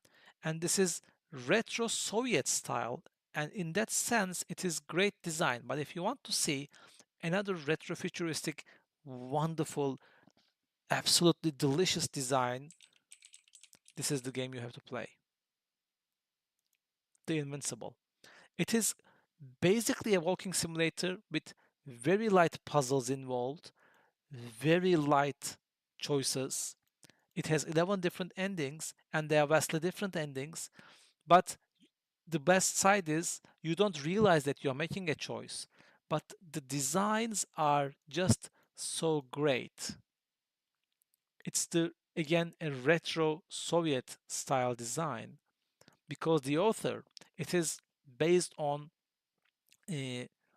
Stanislav Lem's novel, and Stanislav Lem was I might be mistaken. He is my absolute favorite science fiction author, and I don't know his nationality. It's a shame. I think he is Polish, and he is from Eastern Europe in Soviet era, so that's why his designs would actually look like this. Yeah, I mean, yes, Atomic Heart has something dark going about it, especially since it launched the game in the middle of the Russia-Ukraine war. So there were lots of unknowns with them, but the game itself deserves some merit. Look at the significance of this design. It's just wonderful. And this is a scanner. Anyway, oh, I saw this. The second greatest game of all. The first one is The Outer Wilds, but this is just, first of all, I love first-person puzzle games, and puzzle-wise, this does not beat Portal, but story-wise, it beats anything else out there. So anyway, all right. We will go. Now we will truly go our separate ways. So I will turn on my bat signal for you here. See? Can you see it? I have the spotlight so you can see it. So I will shine it in your eye instead. This is my newest piece. I love it. It's my New Year present for myself. So it is here. All right then. Guys, I really want to go to sleep. Okay, I will just end the stream abruptly, and you will be left hanging. I hate to do that, but I will do that. So we will do this again. All right. Until next time, please play some games, have fun, and please watch The Matrix. Okay? I'm serious. Please watch The Matrix.